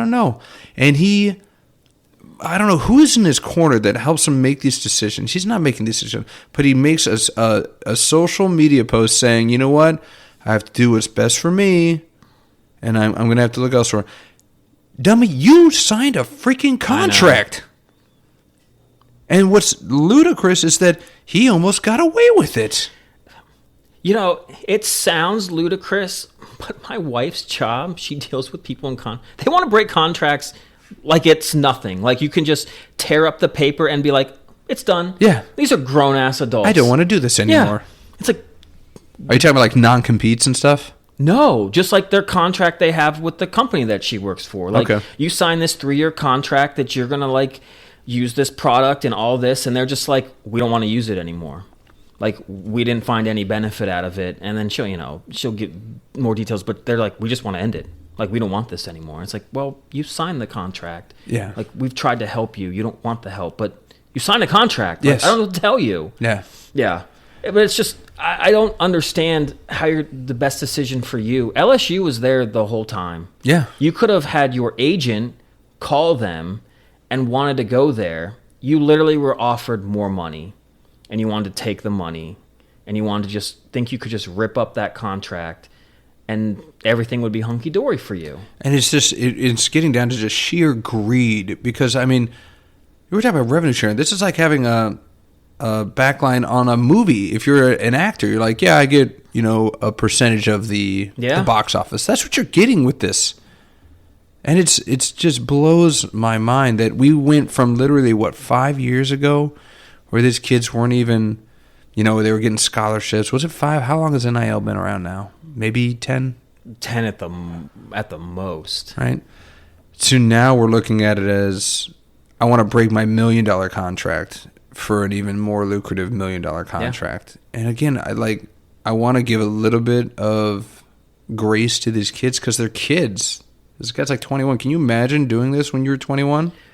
I'm like, man, think how many Rockstar energy drinks I can buy with $20 million. So no, but yes, because these kids are getting interviewed on a daily basis by the school. They're doing commercials in high school. They're getting interviewed. They are way ahead of the curve. They're being taught what to say, how to say things. They've got agents now that are in their ear.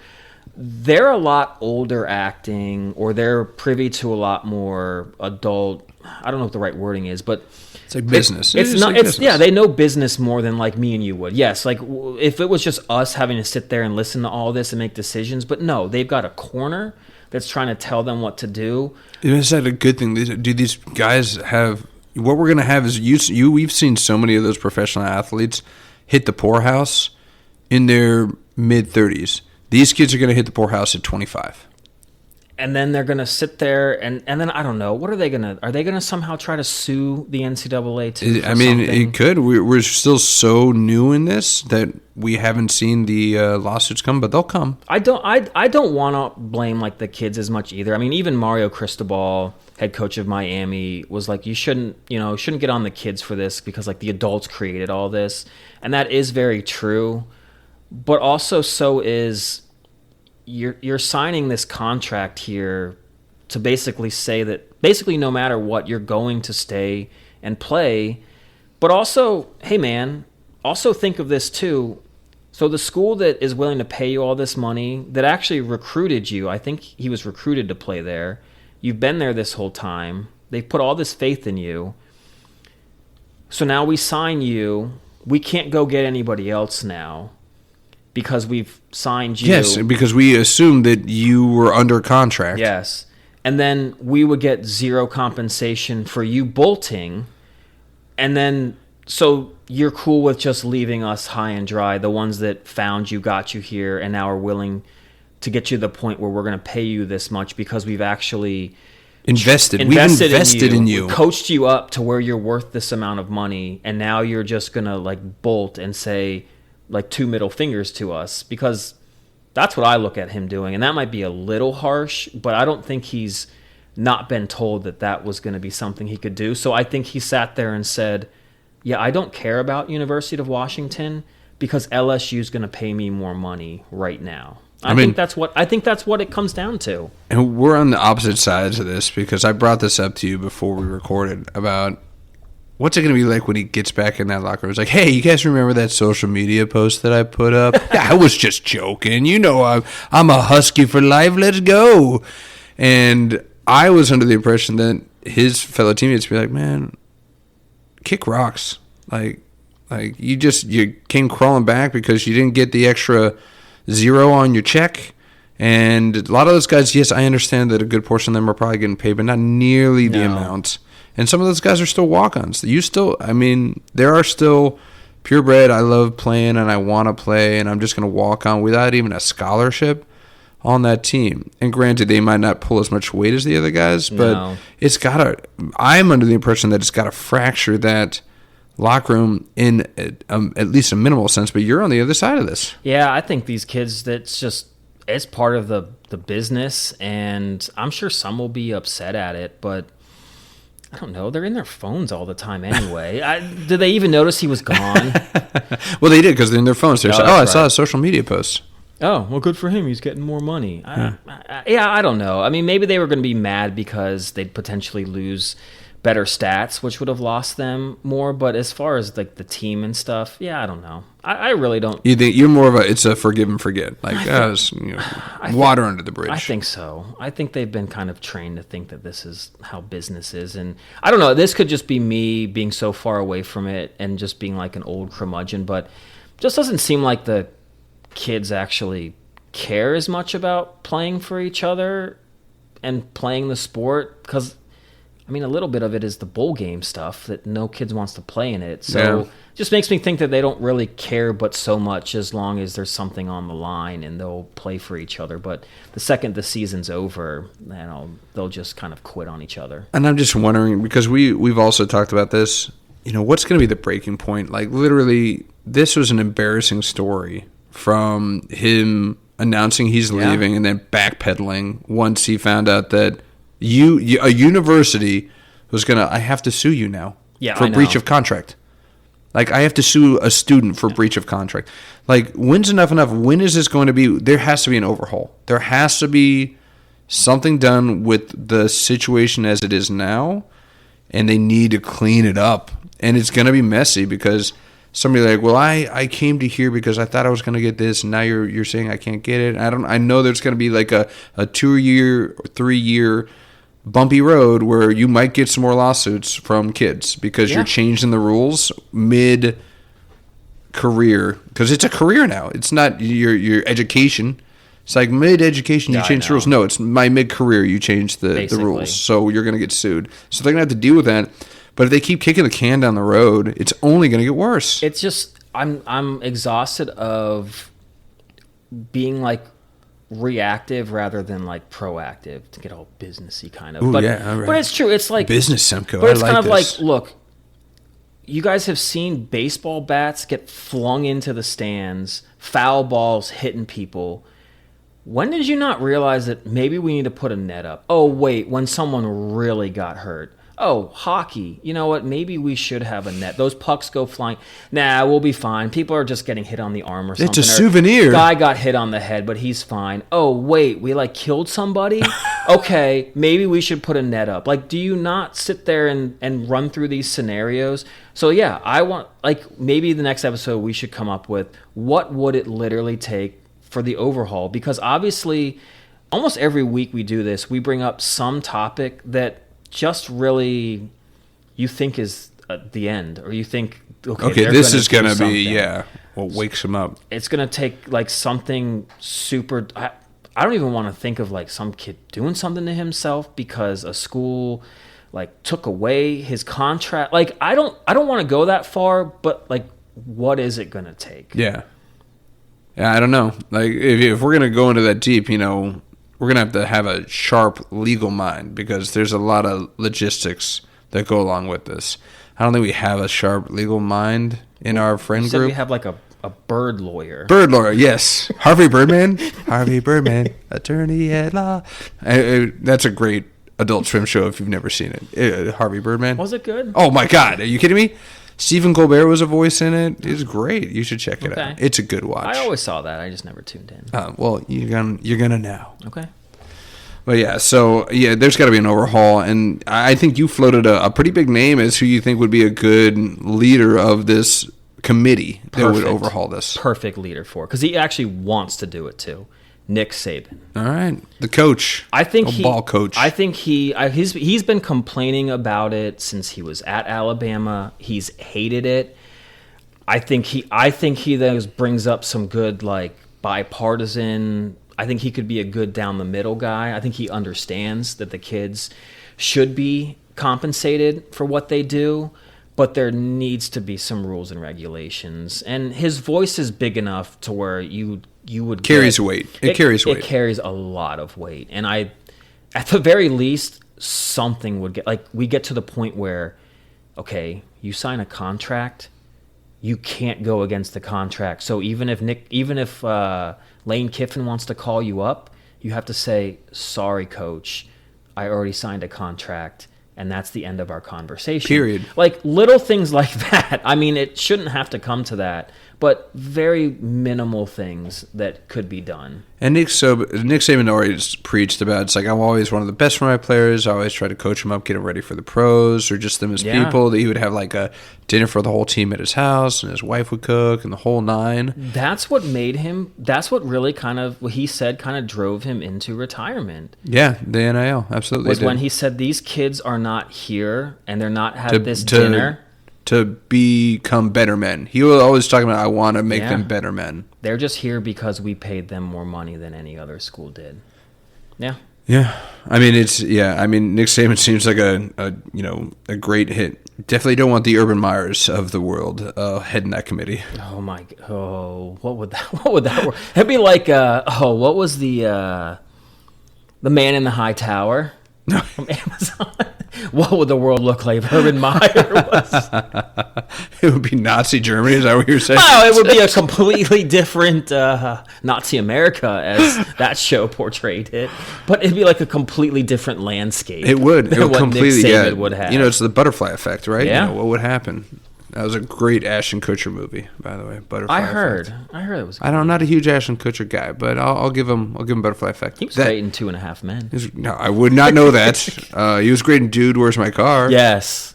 Sean William Scott. What does mine say? Dude! What does mine say? Sweet! Oh, but all this football talk is sweet, dude. Sadly, we have to prepare because we're coming to the end. We're seeing the end of the road here, right? Yeah. College football, professional football, we've only got a month left. It's sad. So hello, darkness, my old friend. No, it's just a very somber moment. But luckily, we're not a singularly focused sports podcast. There are other sports that go around. European No. soccer, baby. No, let's talk about stateside. Let's stay in the continent here, all right?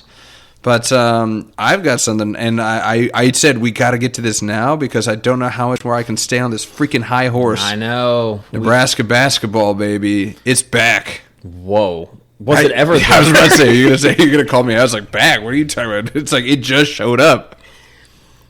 I don't know what to... You don't know what to think. You are at a loss of words, my College friends. basketball is really down. They're trying to get NBA players to play in college. The game is that bad right now, guys. Ladies and gentlemen, 17 games in, and Nebraska is undefeated.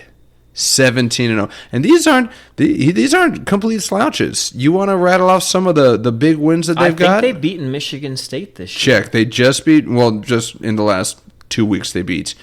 Michigan State, that was a barn burner, 58-56. That's a good Michigan State team. Went into Ohio State, beat Ohio State, 72-69. At the time, a ranked 13 Illinois. In Illinois, Yeah, that was a big one. 83-80. Yeah. Wisconsin, beat them by 30 points. Wisconsin just beat, I think they took Purdue down, or they took another really good school down for their first loss of the year, so good on Nebraska. Oklahoma, 105-99, beat them. And then just recently, your Duckies. I don't know if they're even good this year, Oregon. I don't think this year, but they've been a good program in the past. Well, they definitely weren't this time because they lost by Like 40, 35, 90-55. So, can we just say, are we going to be on the edge of our seats watching some Nebraska ball?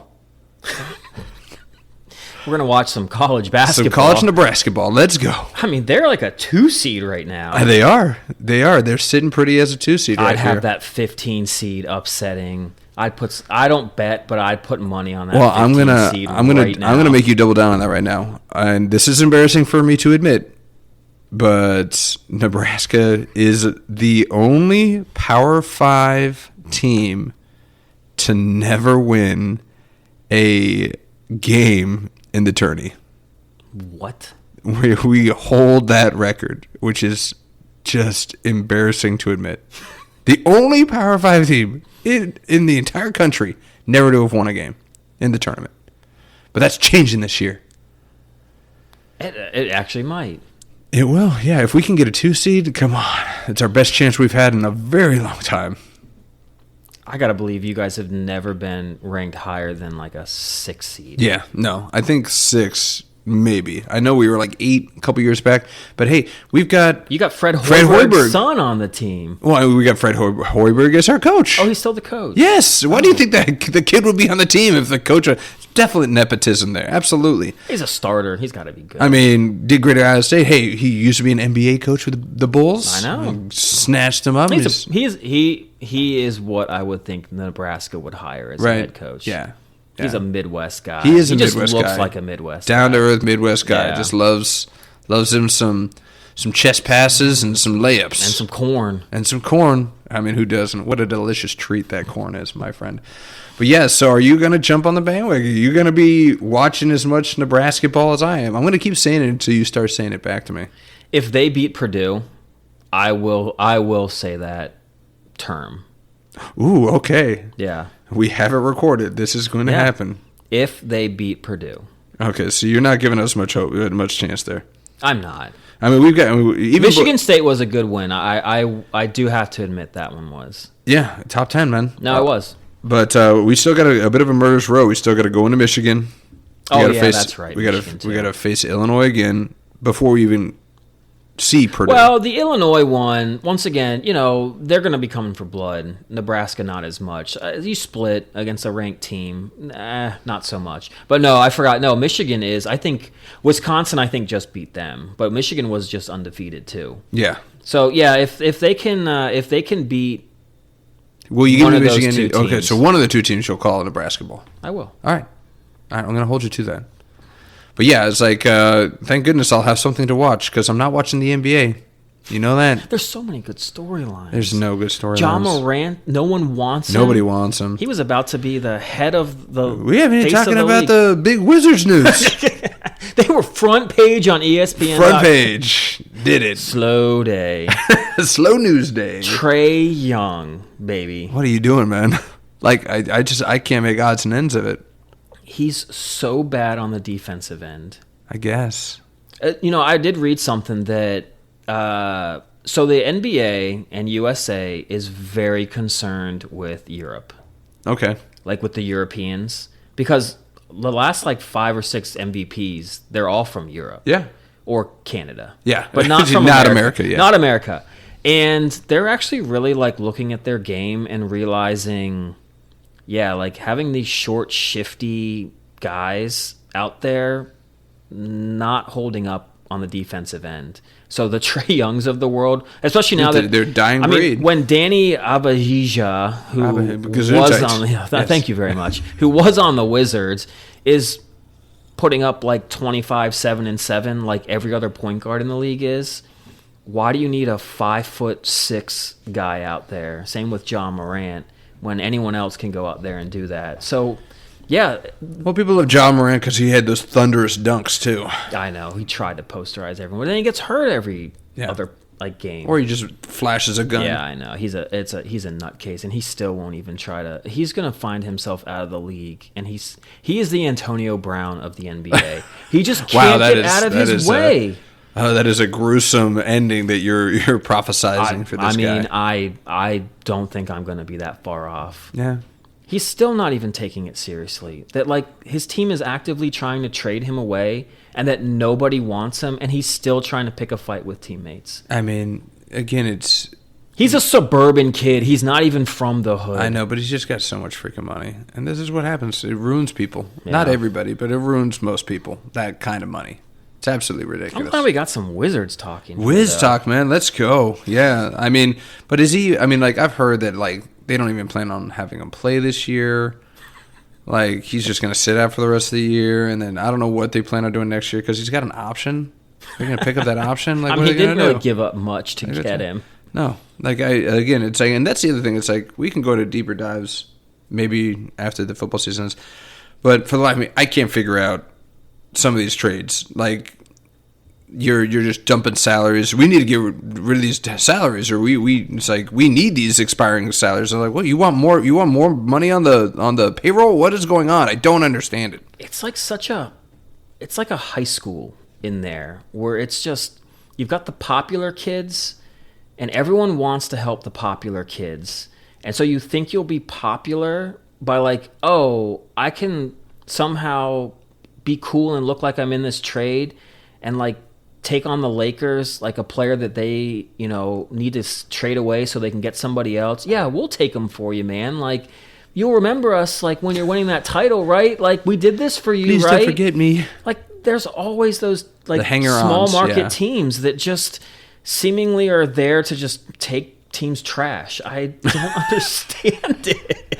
I'll take your garbage, and I'll it's like, hey, do my homework, like in high school. Like the cool kids like, hey, you can do, sure thing. Oh my god, I'm like in the gravitational pull of this very popular person, and now I'm cool adjacent. I'm cool adjacent.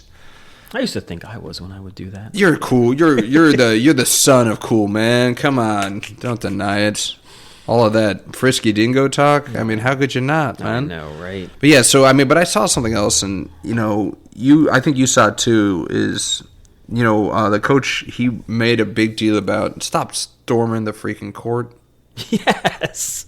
Well, I mean, I get it, right? Nebraska, they haven't won anything. We're undefeated for such a. I was like, give them their due. These guys have like, let's be honest. I'll be the first to say it. It's like not like our football team's given us anything to be proud of. We are undefeated in an incredibly strong conference, and we've beaten some big teams. Let us dance on the court every once in a while. It's like, when you throw when you just gave out that stat, how you'd never won an. Maybe the fans should be allowed this first season to storm whenever the hell they want. Yes, yeah. This is our mulligan. We can do it whenever we want right now. It's kind of like the Texas Tech throwing the tortilla chips. Nebraska's known for storming courts after every win. I mean, they can't chuck ears of corn. It's going to hurt somebody. It's going to hurt somebody. Like, tortillas are soft. They just slap on your face. It's fine. What if you just get like some of the kernels and throw the kernels? Yeah, just get a can of cream corn. Start ladling that out, just splattering all over the court. That's a messy situation. It is. It got messy easily. But for real, I think storming the court, It used to be done if your team upset like the number one team in And the if you're country. unranked. Like, if you're an unranked team that does something like that. Yes. But you're not going to see, like, a number 5 storm of the court if they beat a number 1. Or they shouldn't. No, but they shouldn't. But they do. I feel like now whoever wins the Duke UNC game, Might as well. Yeah, they storm the court for it for some reason. I don't know. It's lost all its luster. I'm just, once again, though, as much as I think it is such a fun thing and it's got to be so hard to hold those kids back. Look, there's something to be said about these kids these days, too. I think one of them... Kids these days. Well, I think one kid did, like, grab one of the players. I'm just waiting for some... There's, like, 3 kids in college I could think of that would have no problem have just gone up and just sucker punched a kid on the other team. You're talking about kids that we went to school with? Yeah. Oh, yeah. I can think of a few kids from CNU Yeah. that, like, inebriated, instead of celebrating, would punch somebody. I don't want that to happen, but that's what's going to happen. Well, and again, we really are starting to sound like old curmudgeons, but I also blame it on everything being recorded and social media, and it's like, I got my 15 minutes. I'm going to be... You want to be I'm I'm going to be interviewed by Barstool because of this. Ugh. And I'm going to be, streaming or trending on Twitter because of this. My name is going to be out there. And It's you're true. like, this is what you want to be known for? Boy, I bet you a lot of those people, especially, remember when we would get on like collegehumor.com or something? Yeah. That's How an many old one. people that were on there that were probably like, oh my God. I know. Can't It's like, believe it. it was an embarrassment. Yeah. It was cool. It was For a second. Yeah, it was funny. We didn't really think it was like atrocious, but now we're like, oh, dude, you Yeah. don't want to be known for that. Yeah, it's like now we've learned our lessons are like, that's Yeah. not something that you're not going to put that on your resume. No. I'm the guy that pants the coach after we won. There probably seriously is someone that does put something like that on their resume, though. Yeah, especially if it's like for some stupid social media job. But yeah, I do think that there needs to be an expectation. It's like, listen, if it's a huge upset, Yeah. or I mean, national championship, but it's a neutral field, so you're not going to get something like that. But yeah, I can see in certain situations, but yeah, it's got to be more of a rarity than a commonality. It just can't. Yeah, it used to actually mean something in the storm in the court. It was a big upset, but now you were just the underranked team and you felt the need to storm the court against a team that's ranked 25th in the nation and already has 5 losses on the year. Yeah, that's crazy. Just because Kentucky, they're out all these freshmen, doesn't mean you got to storm the court on them, though. Yeah. I don't know. Yeah, old curmudgeons we are. Yeah, we are. But hey, you know what? You know what else still has a lot of meaning and also has a little bit more rarity? Oh. The Olympics are coming. I can't wait any longer, Simco. Can we talk about the Olympics now? Yeah, we can. I think each week we're going to have a little segment leading up to the Ooh, Olympics. all right. And We're going to build the national excitement. yeah, One listener at a time. Because we probably only have one at this point. that's okay. No, I think this is where people have fast forwarded to. Yeah, they're going to stop talking about college football. And we're going to see our views and our subs rocket once football ends. I think Because so. they stopped talking about football finally. I think so. Jesus. Thank God we started this in November and not in like September. Oh my God! Next year's gonna be a slog for some Oh people. boy, maybe by then we'll be like, yeah, we ain't got to talk that much. We'll just football. zip through it a little Yeah. fast. Yeah, we'll find our groove. Yeah, we'll have been there, done that. But yeah, Olympics are coming, man. We got a couple more weeks. Yeah. Winter Olympics. We did a quick touch on it last time, but I think you got a few questions that you were inquiring about. It has been way too long to kind of have the movie guru. Yes, I'm glad that you've come to grips that is my moniker. You're definitely better at it than I am. That's a low bar, but okay, I'll take it. I can't praise you, but so much in an episode, the head will get way too big. But yeah, once again, it's just there have been quite a few Olympic movies, and I gotta know which ones are your faves. I do have a few, and some might not surprise you. Some may, but I actually want to flip it on you. Let's leave the movie guru to go last. Oh, I would okay, like to okay. hear Semco, because You dabble in the movies. A little you bit. You dabble, but you love sports. And I feel like that would be a perfect marriage. It's like, you do enjoy entertainment. And then if it's sports related, especially if it's well done, then it's just right up your alley. It is. So what are do you got a one? Do you got a top three? Like, what are your favorite and you don't even have to go with Winter Olympics. You can go just to the regular Olympics. I'll stick to Winter Olympics because that's all I did my research on. I'm going to try to think as I'm going through this any Summer Olympic movies. I'll go with from 3 to 1. Okay. I really did like Miracle. Yeah. That is a great all around movie. It really it makes me want to like go out there and wish I could like compete in a sport for my country, and like wish I could play in a mammoth game like that in front of so many people and like take that pressure on. Yeah, I thought that's a great movie. So that's your 3. That's my 3. Okay, all right. I had an inkling that might have been your 1 because again, it was a momentous occasion and it had some pomp and circumstance to it. But go ahead. Well, I think because the other 2 are just so stinking man, we good. might be closer than I thought we were. But okay, let's go. Number 2, Blades of Glory. Yes. No. Let's be real. Technically, it's not Olympics because they couldn't get the rights. It was something ridiculous. Whatever. The Winter Games. Yes, of course, Blades of Glory's got to be on there. I mean, that is such a great movie. Nancy Kerrigan, you an official here? Because you are officially giving me a... We'll just stop right there. I mean, anything that Will Arnett is in, with Amy Poehler, especially, those two... Yeah. As like the villains. Yes, Will Arnett. I mean, they were married at the time when they made that movie. Oh, were they? Okay. Yes. Oh, come on, and you're Jenna Fisher. Yeah, looking a little spicy in that movie. She was. I know. At least in that one scene. Wasn't wearing the drab office outfit. No. Always. But yeah, and of course, I mean Will Ferrell, and I was never a fan of Napoleon Dynamite. No, he was good in that movie. He was great in that movie. Great. Those and they got the coach. They got Craig T. Nelson. That's right. That was great. What a great... I know. No, that's a great movie. And then a few scene steals from Nick Swartzen. That's your guy. You're a big Nick Swartzen guy. Of course, remember I that. did the rights. Wait, who was he in the movie? He was the stalker for John Hader's. Right. That's right. It's like, I love you, Jimmy. Woo! It's like, I'm still gonna steal your skin. Weird as a suit. Bye. No, so that's definitely so that's 2. Okay, 2. I'm glad to hear it. And 1, it's so nostalgic. I don't know if my cousin in Florida watches or listens to the show, but we've probably seen Cool Runnings. Yes. Like 200 times. Cool Runnings. Especially the beginning when they're like bobsledding in Jamaica on like the little carts or whatever. Yeah. And Senka is like you dead? Rhyming down the whole thing. Oh yeah. I mean, it's and it actually is kind of like at the end it has that like everyone cheers for them. Right, it has their moment, yeah. It does. And very uplifting. It was, but it is so funny when they're trying to like train with John Candy. Yeah. In like the very beginning, and they're awful. Yeah, old school John Candy, like classic John Candy. What a great movie.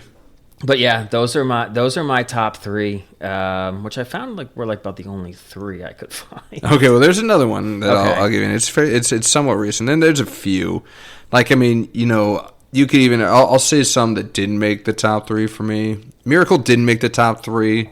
For nothing else, is that again the apex of that movie, and you know it from history. That wasn't the gold. I know game, it wasn't. right. So even though that Hollywood did a fantastic job of like building it up and whatnot, it's like, but then there's one more game.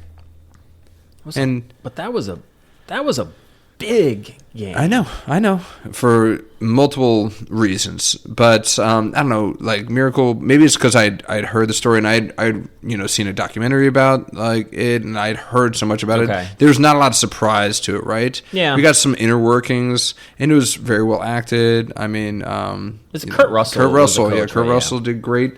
And You're a Friends guy. The goalie was Jennifer Aniston's boy toy on Friends for a minute.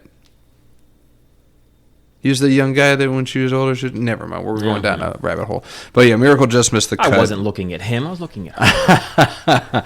And another one is I, Tonya, the one with oh yes, my wife Margot saw Robbie. that. She Margot liked Robbie. that. Yeah, Great movie. Yeah, but it was less about the Olympics. It was more about this, tear down of this person and her upbringing. But a really great movie.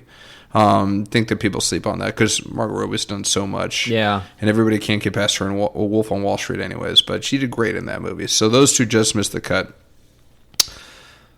I have Eddie the Eagle in my 3 spots. Yeah. With Hugh Jackman. That was a great... Talk about uplifting this total dork, this total little guy that, talk about the underdog. I mean, it's in our freaking name, dude. Or no, we're not the underdogs. We're undefeated, but you know what I mean. But this total underdog and just against all odds.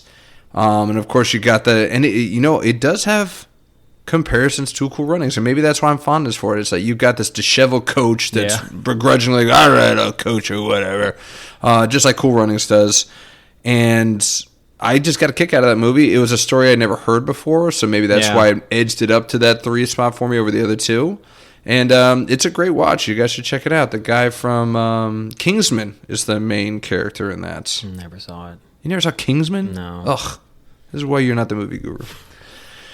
I'm not even close to the movie guru. And then, I mean, the excitement's dead because your number is exactly what I is. I had Blaze of Glorious 2. You had Cool Runnings 1 too? I had Cool Runnings 1. Yes. Cool. We grew up. I mean, it was right in, it hit you in the feels, and it was just great filmmaking, a great story. And it's one of those that it's a rewatch every time. They should put that on, NBC should buy the rights to that movie and put it on and play it in between their big announcements and pre-Winter Games. Hey, they can't believe Jamaica, we have a bobsled team. And then when they're trying to be the Swiss, the ice is like, what are you doing, man? Want to kiss my lucky egg?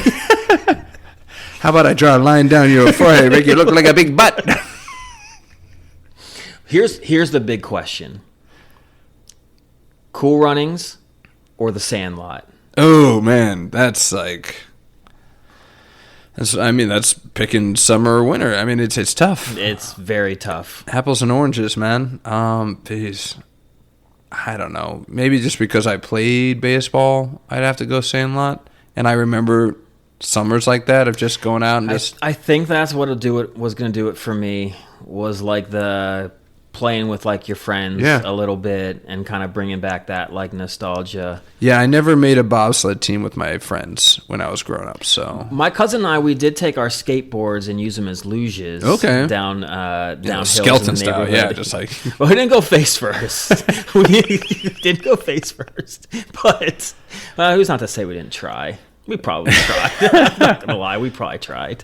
I mean, those skeletons and those woman luges, they look like you just got your sled out of your attic and you're like, I'm just gonna rock it down this tube. I'm gonna run with it and throw it in front of me and jump on it and just fly. It's just insane.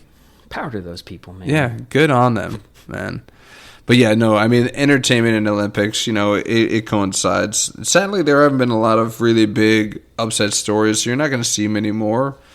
I feel like Hollywood Olympic stories so much, but it doesn't mean that they aren't trying to push entertainment on this. I mean, Snoop Dogg's been doing coverage on the Winter Olympics for, 10 years now?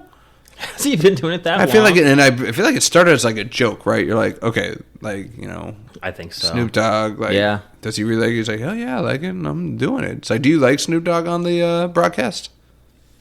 I love it. Yeah. I think it's great. I think he deep down actually knows a little bit about what he's talking about, even though he comes across as he doesn't, but I think he knows enough. But I think he lightens it up enough. They don't have him doing the finals. Yes. So I like it when he's kind of out there doing the prelims or a round robin, and just kind of, when you're getting introduced to a sport, I think he kind of helps you continue to want to watch it and kind of get hooked onto it. I think that's what he's there for. I think he's reaching out to a broader audience, just a younger audience, right? Because, what's crazy is that this generation's coming up, they'll never know him as like the gangster rapper that we knew him as, right? They're like, oh, you talking about that guy who's always like Martha Stewart, or it's like plugging that smokeless fire pit or whatever it is. Oh, have you seen this? That? Yeah, he's like, yeah, the whole shtick is just like, I'm done smoking, I don't smoke no more, and he's like, nah, man, I'm just talking about this smokeless fire pit. It's the bomb.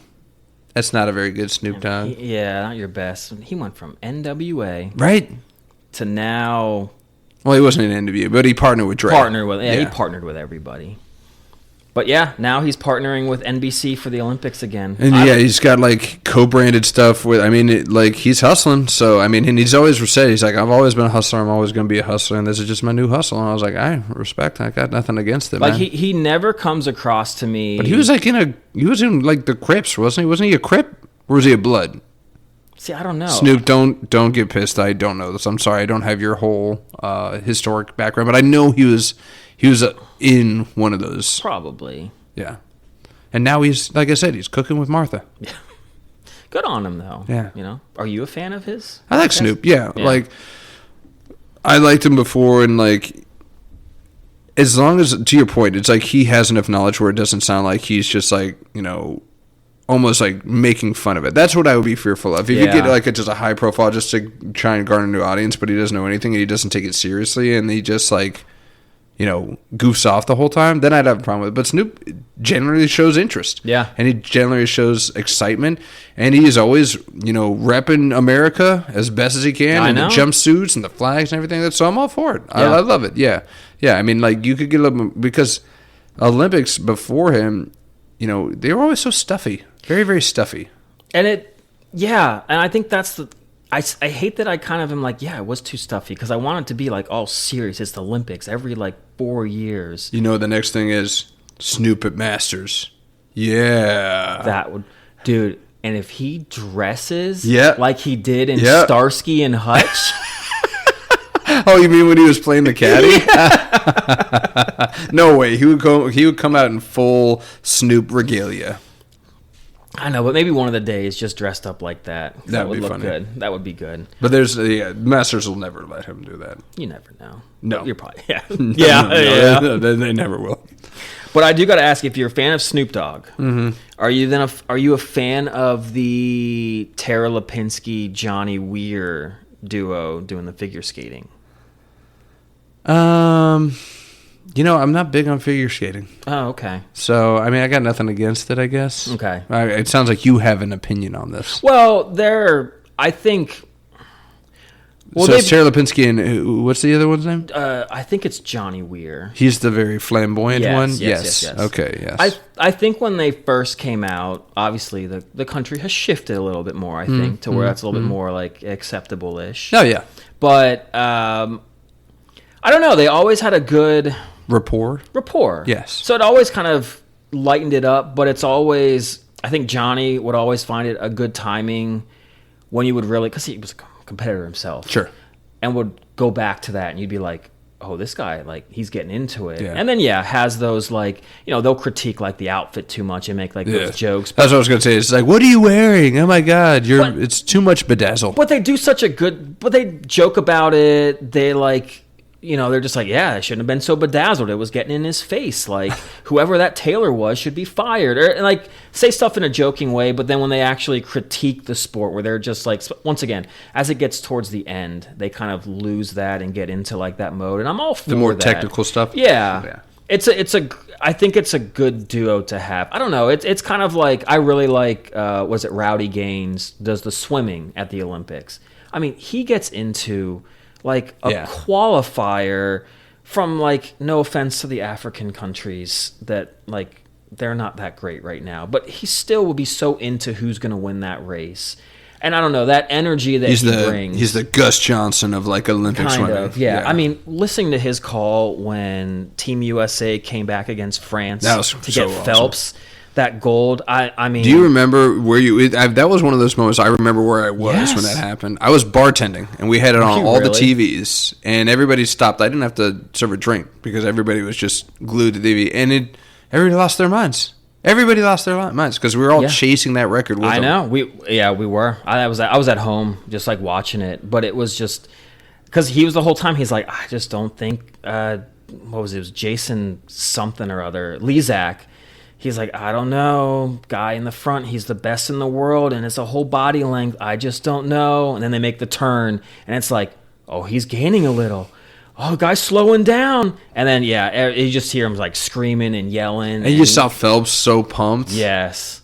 Like, that was a cool Yeah. moment. Yeah. I go ahead. was going to say, I hope we get some kind of cool moment like Yeah, that. and that's what we die for, right? Because it's like I look at the docket and I'm like, it's like I don't know if there's any big stories that are going to really draw the attention.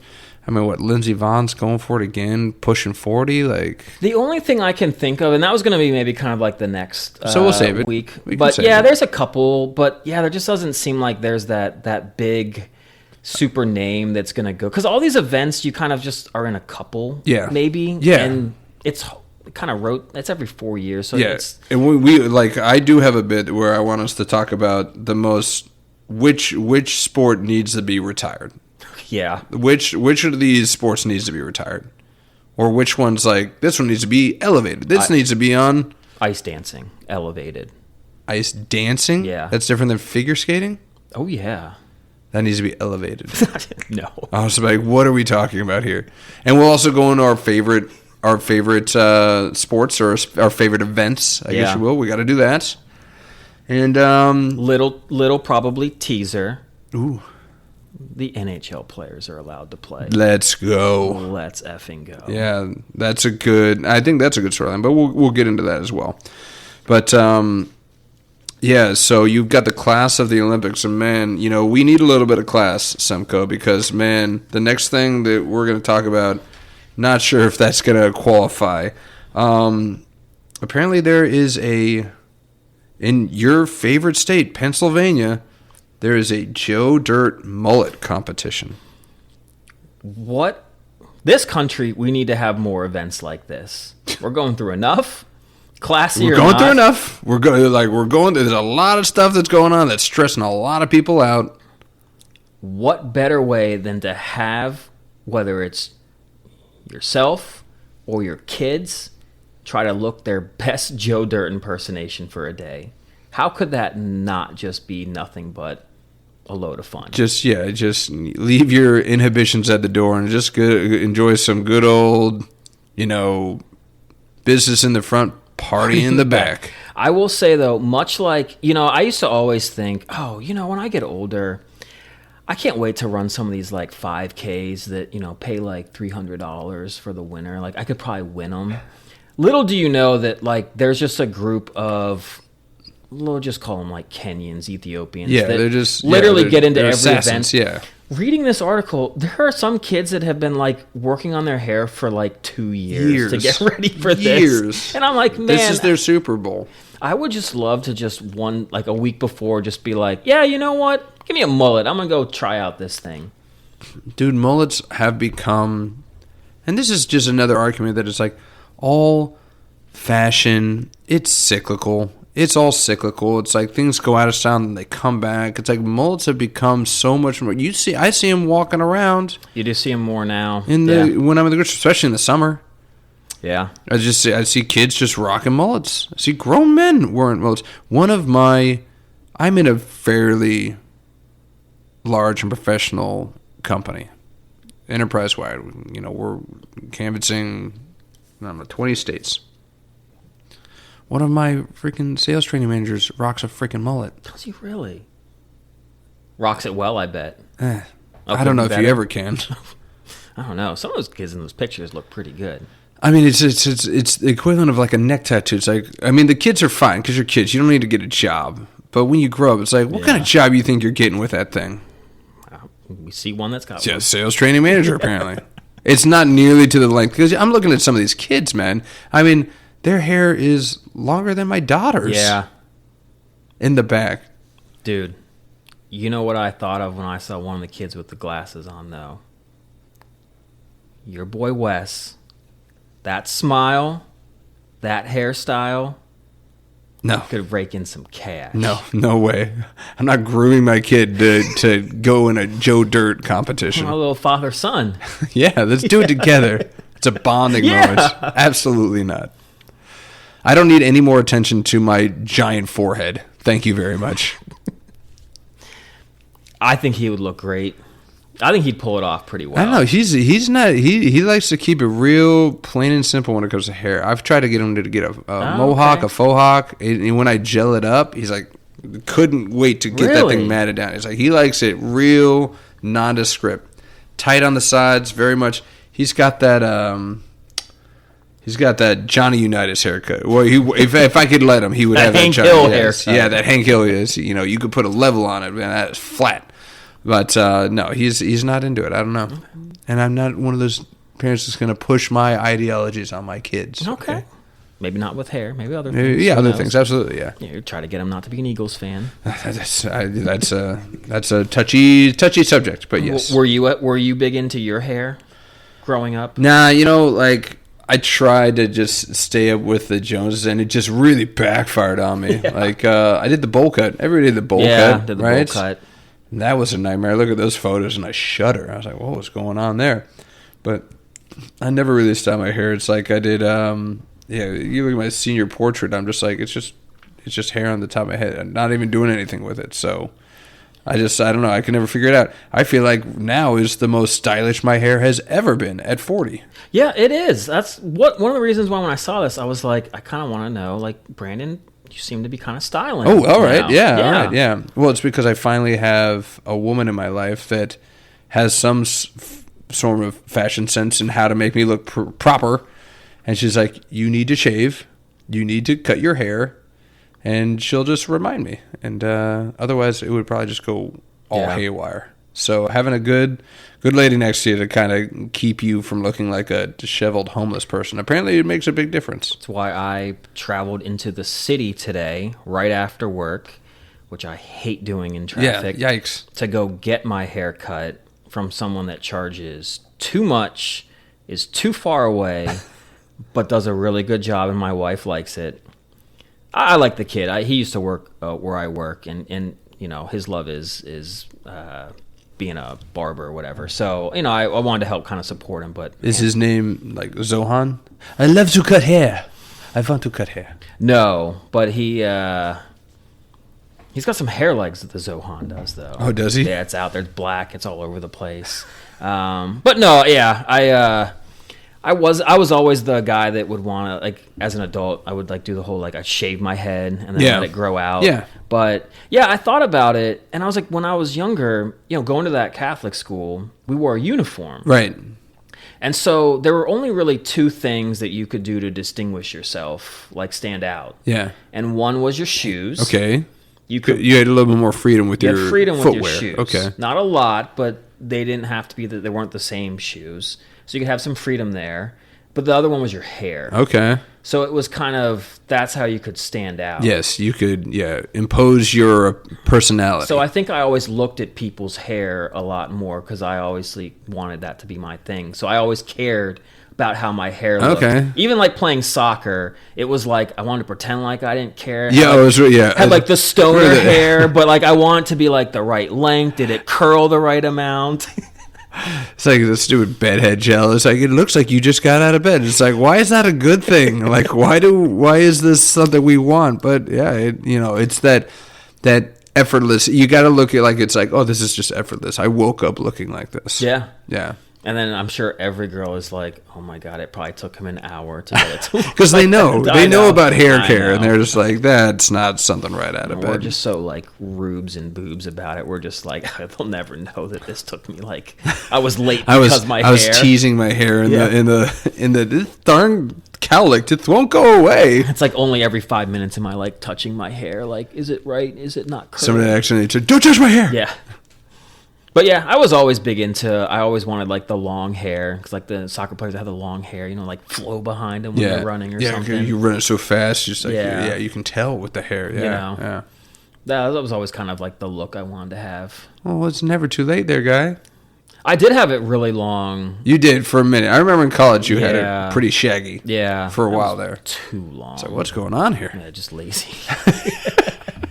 Just lazy. And then I think I literally just like almost like bicked it one day. Wow. I was like, that's it. That's it. Or no guard. It was like no guard. Oh, okay. I was like, it's probably gonna leave a little bit of hair, right? Bzz. No. I was like, no. And once you do it once, there's no going back. You're like, I can't level it. Especially, you were probably one of those dogs that probably went right down the middle. And like, it's like, we'll do this one first. Of course. And you're like, well, this is the length. No There's going no going back. back. Yeah.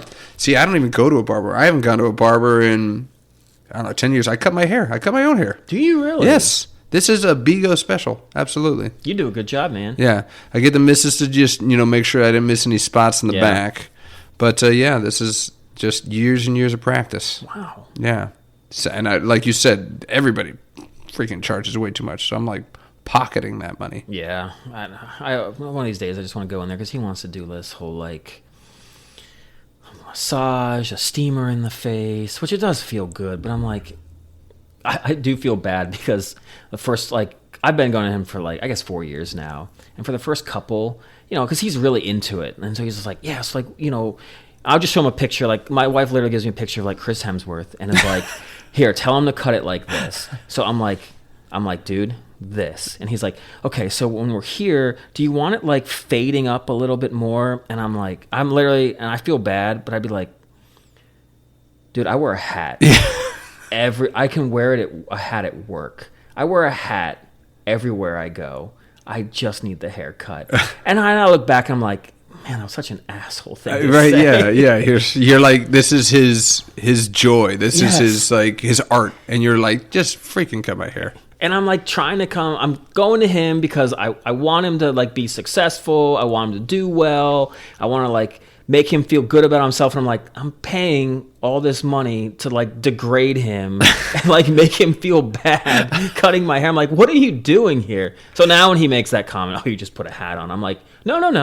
No, not all the time. Not after your haircuts. It's like at work, I do, yes, but around the house and going out, I don't as much. I still do wear the hat all the time, but you don't want to break his heart. No. I mean, I'm sure he's just count his cash. But you never did the thing where you went to get your haircut because you could go to a beautiful woman who would massage your head and give you shampoo. Did you ever, like, you purposely was like, well, I have to go get my haircut, and it was just a smoking hottie that was doing it? That was the Sea Bear move. Of course. Sea Bear, he, like, so much so that he didn't, we won't admit it, and he didn't outright, but he kind of discouraged me to go to the same girl because he's like, this is kind of my hairdresser. And this is back when he had his long. You remember he had his long hair? Flowing locks. Yeah. Sea Bear, the lion. I mean, she did a good job then. She did, yeah. So it wasn't he wasn't going to some slouch where she was butchering them. She was very good, but I'm sure that he could have gone to. There was two or three flamboyant men that were very happy to say, Chris, it's like I got an open seat. It's like I'll wait for Tiffany with an I at the end. Thank you very much. And I feel like that's kind of the gimmick, right? It's like, some of these women, they know that they're absolutely beautiful and stunning, and it's like they can charge $600 for a haircut. The big old dopes. Yeah, of course, that's a deal. Yeah, I get a steam and a shampoo. I don't have to use Pert Plus at home anymore. She might really like me. Yeah. She leaned her whole body into me. She was like, that massage was like 5 minutes longer than it was last time. Hook, line, and sinker. It's just like, it's just cute bartenders. It's the same thing. Yeah, so Will just really took all your money when you guys were working together, didn't he? Because, people will go to him more often. Yes, he's a handsome man. Yes, absolutely. Well, but we split tips, so I loved working with Will. Oh, that sucks. For him. It was great for me. Yeah, I know. No wonder you didn't work that hard. No, we were a great combination. Yeah, he was the looks, and I was the personality. Because Will's very stoic. He's businesslike when he's very businesslike. Very businesslike. Yeah. He wants to get that Guinness poured perfectly. And he was going, he left me in the dust. I think we overlapped for like 2 months before he left me. Where'd he go? He went to, first he went to Schlesinger's. You remember Schlesinger's? A really fancy restaurant. It was in that same area as Kelly's. I remember seeing it, but you never went in because you would never afford it. No, I'm just joking. Yeah, no, I was a beer of the month. Beer of the month, yeah, Bomb, I know, baby. yeah. But no, either that or no. Go ahead, finish. No, but yeah. So he did that for a little bit, and then he moved over to Keegan's. So he went from one Irish bar to another Irish bar. But this Irish bar, my clientele was college kids. Yes. I was a college bar, and he went to a more, sophisticated Irish pub, I guess you could say. But it was right next to the Trader Joe's you guys worked at. I know. So we would go over there like for last call, every single. But man, it was great because it would be packed, and Will would just be like, "What do you need, man?" Yeah, you knew the bartender. Yeah, you guys were VIPs. No, I feel bad now, but I always remember because I was always the beer of the month guy. But then every so often get a hair up my ass and be like, "What's the drink I can get Brandon to make that makes him have to work?" Oh my God, I hated you for that. I know. I'm so sorry. No, that's okay. On a scale of like 1 to 10, 10 being I just really want to like punch you in the face, like where did that rank? It depended on the day. Like if you got me like in the middle of like a Friday rush, I think there were a couple times I was like, pick something else. Yeah. Like, I flat out told you. I was like, you don't pick something else. I'm giving you a beer of the month. I'm popping this top, and that's what you're getting. You're getting some fruity grapefruit Michelob Ultra that's like fresh off the presses. That's what you were drinking. The blackberry. You're going to get the blackberry twist Michelob Ultra. That's what you're getting. You were generally very nice though and would do it though. And if you got me at a good moment where it's like wasn't hectic, or if maybe I was trying to show off in front of a patron or two, yes, I would do it. I would do like a fire shot, even though we were not allowed to do that. Oh, really? Oh, yes. Or I create a shot in front of you. I buy this, and Jimbo can be my witness for this. I am the true creator of the fireball shot. I am the creator. Whoa. I know. Bomb dropped, right? It's not in the same format because the fireball that you get is just like whiskey. It's like cinnamon whiskey right there. But I made a shot where it was Goldschlager. Okay. Shot of Goldschlager. It was a dash of, I think I used Pete's hot sauce. Oh, okay. And then a few drops of grenadine. Shake that bad boy up, and it tasted just like a fireball candy. Really? I, Bigo, am the creator of fireball shots. So for those of you that haven't tried to go buy yourself some that Goldschlager, on your resume. Right? Yeah, that did not get me very far. This guy's bragging about drinking like. Do I want him at Enterprise Rent-A-Car? Probably not. They hired you anyway. I did, yeah. I scribbled that. I whited that one. Let's take that one. Let's send them to the airport, our busiest location. They did too. I know. But yeah, no, you were good. You guys are good patrons. You guys always talked me up, and I didn't expect it. We were college kids. I didn't expect big tips. I just expected some good laughs, and you guys afforded them to me, so I appreciate that. The worst one was the stupid freaking Shamrock Shake. I don't know why we even put that in because it was a frozen drink. That's a number because I got to get the blender out and I get ice, I get milk, I get ice cream. Yeah, you do that we're out. I'm out of ice cream. I'm not doing it. somehow could never make it on a Friday night. Yeah, it was weird. Yeah, we just always run. People come in Friday. Yeah, you got to make a business decision, man. Yeah, it's quantity at this point. I need to get to as many people as possible. Thankfully, most of the time when we were there, like in school when the kids were there, it was mostly kind of cool out, so it wasn't really worth getting a frozen. Yeah, like the summers. I mean, I don't even know if you stayed down there. You might have been. I did home. A couple, but even then, you don't get those college kids that are coming in. So even if someone asks for it, you're like, well, no. The problem is the Shamrock Shake Show came on St. Patrick's Day every year. I dreaded it. Oh, it's green because it had cream to mint, and it was green food coloring. It was a nightmare to make. Yeah, okay. And then I had to clean the freaking blender after every use. Absolute nightmare. Yeah, that does sound bad. But hey, you live and you learn. Yeah. Now it sounds good. Now I want a Shamrock Shake. But yeah, man. So we've got a few more very beautiful weeks of football to continue to talk to. Looking forward to it. I've got our bet total right now. You're beating me 5-4. 5-4 because of that Packers game. Thanks a lot. This is the weekend Pack. where moves. This will be it. This is where we'll start seeing these streaming changes. You still feeling confident, man? Well, I know. I was going to say we're going to kind of backtrack to that a little bit because I am, and I'm weary of that because I think there's quite a decent amount of people that think that Buffalo is going to beat Denver, and I'm not liking that. Oh, you don't like people jumping on that bandwagon? I don't. But I truthfully, and I don't think we brought up on the podcast, but one stat that I think I had read like the day after we did it, because we were kind of like, we kept picking all these upsets for the most part. Yeah. I think, for the most part, because, I mean, if you include the Packers, they won that. On the NFC side, I picked all of the lower seeds to win. But this was the first time in NFL history that the top 2 seeds in each conference, the quarterbacks, none of them have won a postseason game. So there was just all those like questions with those guys. Very true.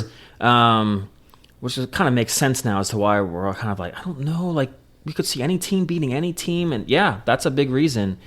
I'm going to say this, though. Houston might make a run. Because that New England defense or offense, it didn't look Drake great. May had better play better. Yeah.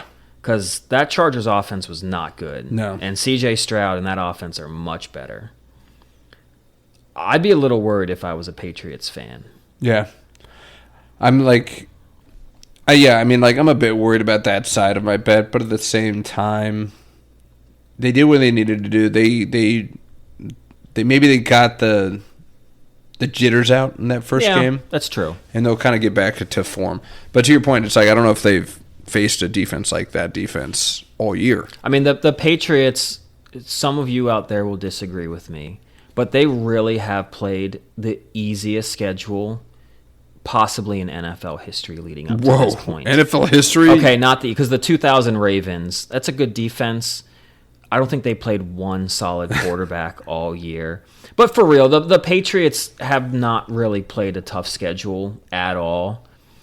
And I still question them a little bit. And so, I think Houston's defense might actually do some damage. Yeah, I could see it. Drake May is a big boy. I don't know if he's going to get scared off the pressure, but I also don't know about his pocket presence acumen. He sees 2 ends coming at him from the outside. Is he going to be able to step up? Is he going to be able to know when to run? Or is he going to panic? I have no idea. Good thing is that, one of the best things for a young quarterback is a good safety valve, and he's got a few of them. Travion Henderson's a great safety valve. Henry's a great safety valve. So they're a well-coached team. Maybe they pick up those blitzes, give them a little bit more time. But we'll see. Other than that, I think the other games, they could go like either way to me, and I wouldn't be super surprised. Yeah. I mean, I am a little worried about the weather for the Rams up in Chicago. It's going to be cold. And Stafford's got a hurt arm. He's not really a cold weather guy. He's an old man. He's a dome guy. He is a dome guy. Yeah, even when he played in a cold weather city, it was in a dome. And I'm a believer in that. You made fun of me about where they playing for the Super Bowl. Now look at you. It's going to be a nice weather game. A dome hypothesizer. Hey. No, I mean, I agree. I'm not as confident. I'm surprised how confident you are about the Bills. I mean, they had their hands full with the Jags. And the Jags are on an 8-game winning streak. Yeah, but are you saying the Jags defense and the Broncos defense, they're apples to apples comparison? And Allen got rocked in that game. Well, it's more Bo Nix, man, I guess. I know. Just like how I have zero respect for C.J. Stroud, you have zero respect for Bo Nix. I just do in a big playoff game like this. But yeah, I don't know. Josh Allen might not make it out of that game. We'll see. I don't know. Maybe those DNs, those pass rushers, they get gassed. They've been doing it all year. Maybe they're finally just burnt out. Unfortunately, they had a whole week to recover. At the same time, but then we go. Like, they could be rusty. Does that week make you rusty? The college football playoffs, look at them. Of course, they're kids. Indiana. But, yeah, unless you're Indiana. Jesus Christ. But yeah, man. So we've got a tight race right now. 5-4. You are in the lead because we only differed on one. But to your point, we could see a 8-point swing depending on how these games go. I think this weekend determines who wins between us. Wow. Okay. I really do. I'm hoping it doesn't. I'm hoping that one of our two teams falters and falls off. And then the AFC Championship game does it. Yeah. Or if we get, like, the Bills versus the Seahawks. Yeah, exactly. We could get the Bills or the Pats versus the Rams. Yeah. Because, I mean, like, you're facing your Rams facing the Bears. Seahawks are facing the Niners. They both win. They still have to face each other. I know. Bills are playing the Broncos. Pats are playing the Texans, and then they still would have to face each other. So there's a real close reality that our Super Bowl contenders will face each other, not this week, but next week. It's true. And that'll be the week. I'm just worried about my Bills and Rams. I just am. A 5 and 6 seed. Come on. I love it though. I love the confidence. And you stuck to your guns. And man, like I said, I'll give you all the credit in the world, man, if that happens, because you predicted it in like week 12 or 13. Yes. Incredible.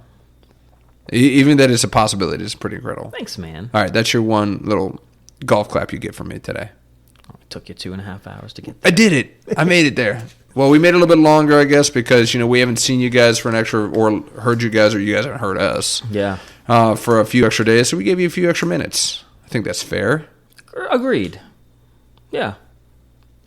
We'll probably be just as long on Monday. I'm tired of making the excuses that why no we're excuses. So long. Yeah, this is who we are, and you're welcome that you get all this glorious content. Yeah, you could just fast forward through a lot of it. You get the rigmarole now. We start non-sports, sports in the middle, non-sports at the end. Yeah, we just did a little twist because we threw a little bit of sports in at the end. Gotcha. You thought you skipped it? Gotcha.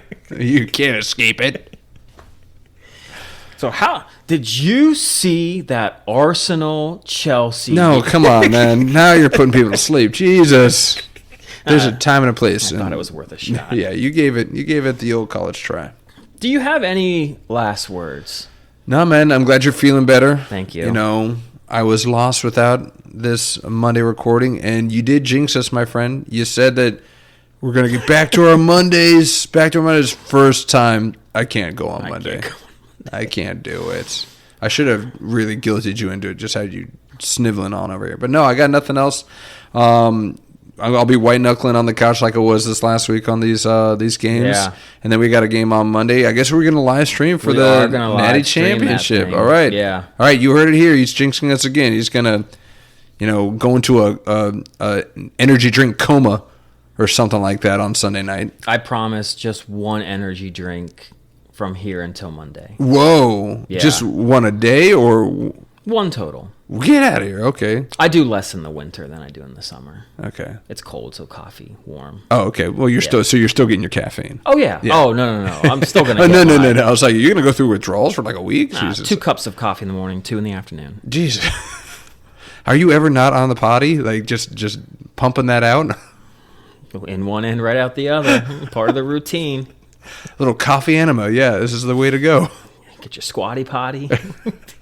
How many magazines you got stacked up on that? Well, I guess you got your phone. Yeah, I got your phone. So, yeah, it's endless magazines.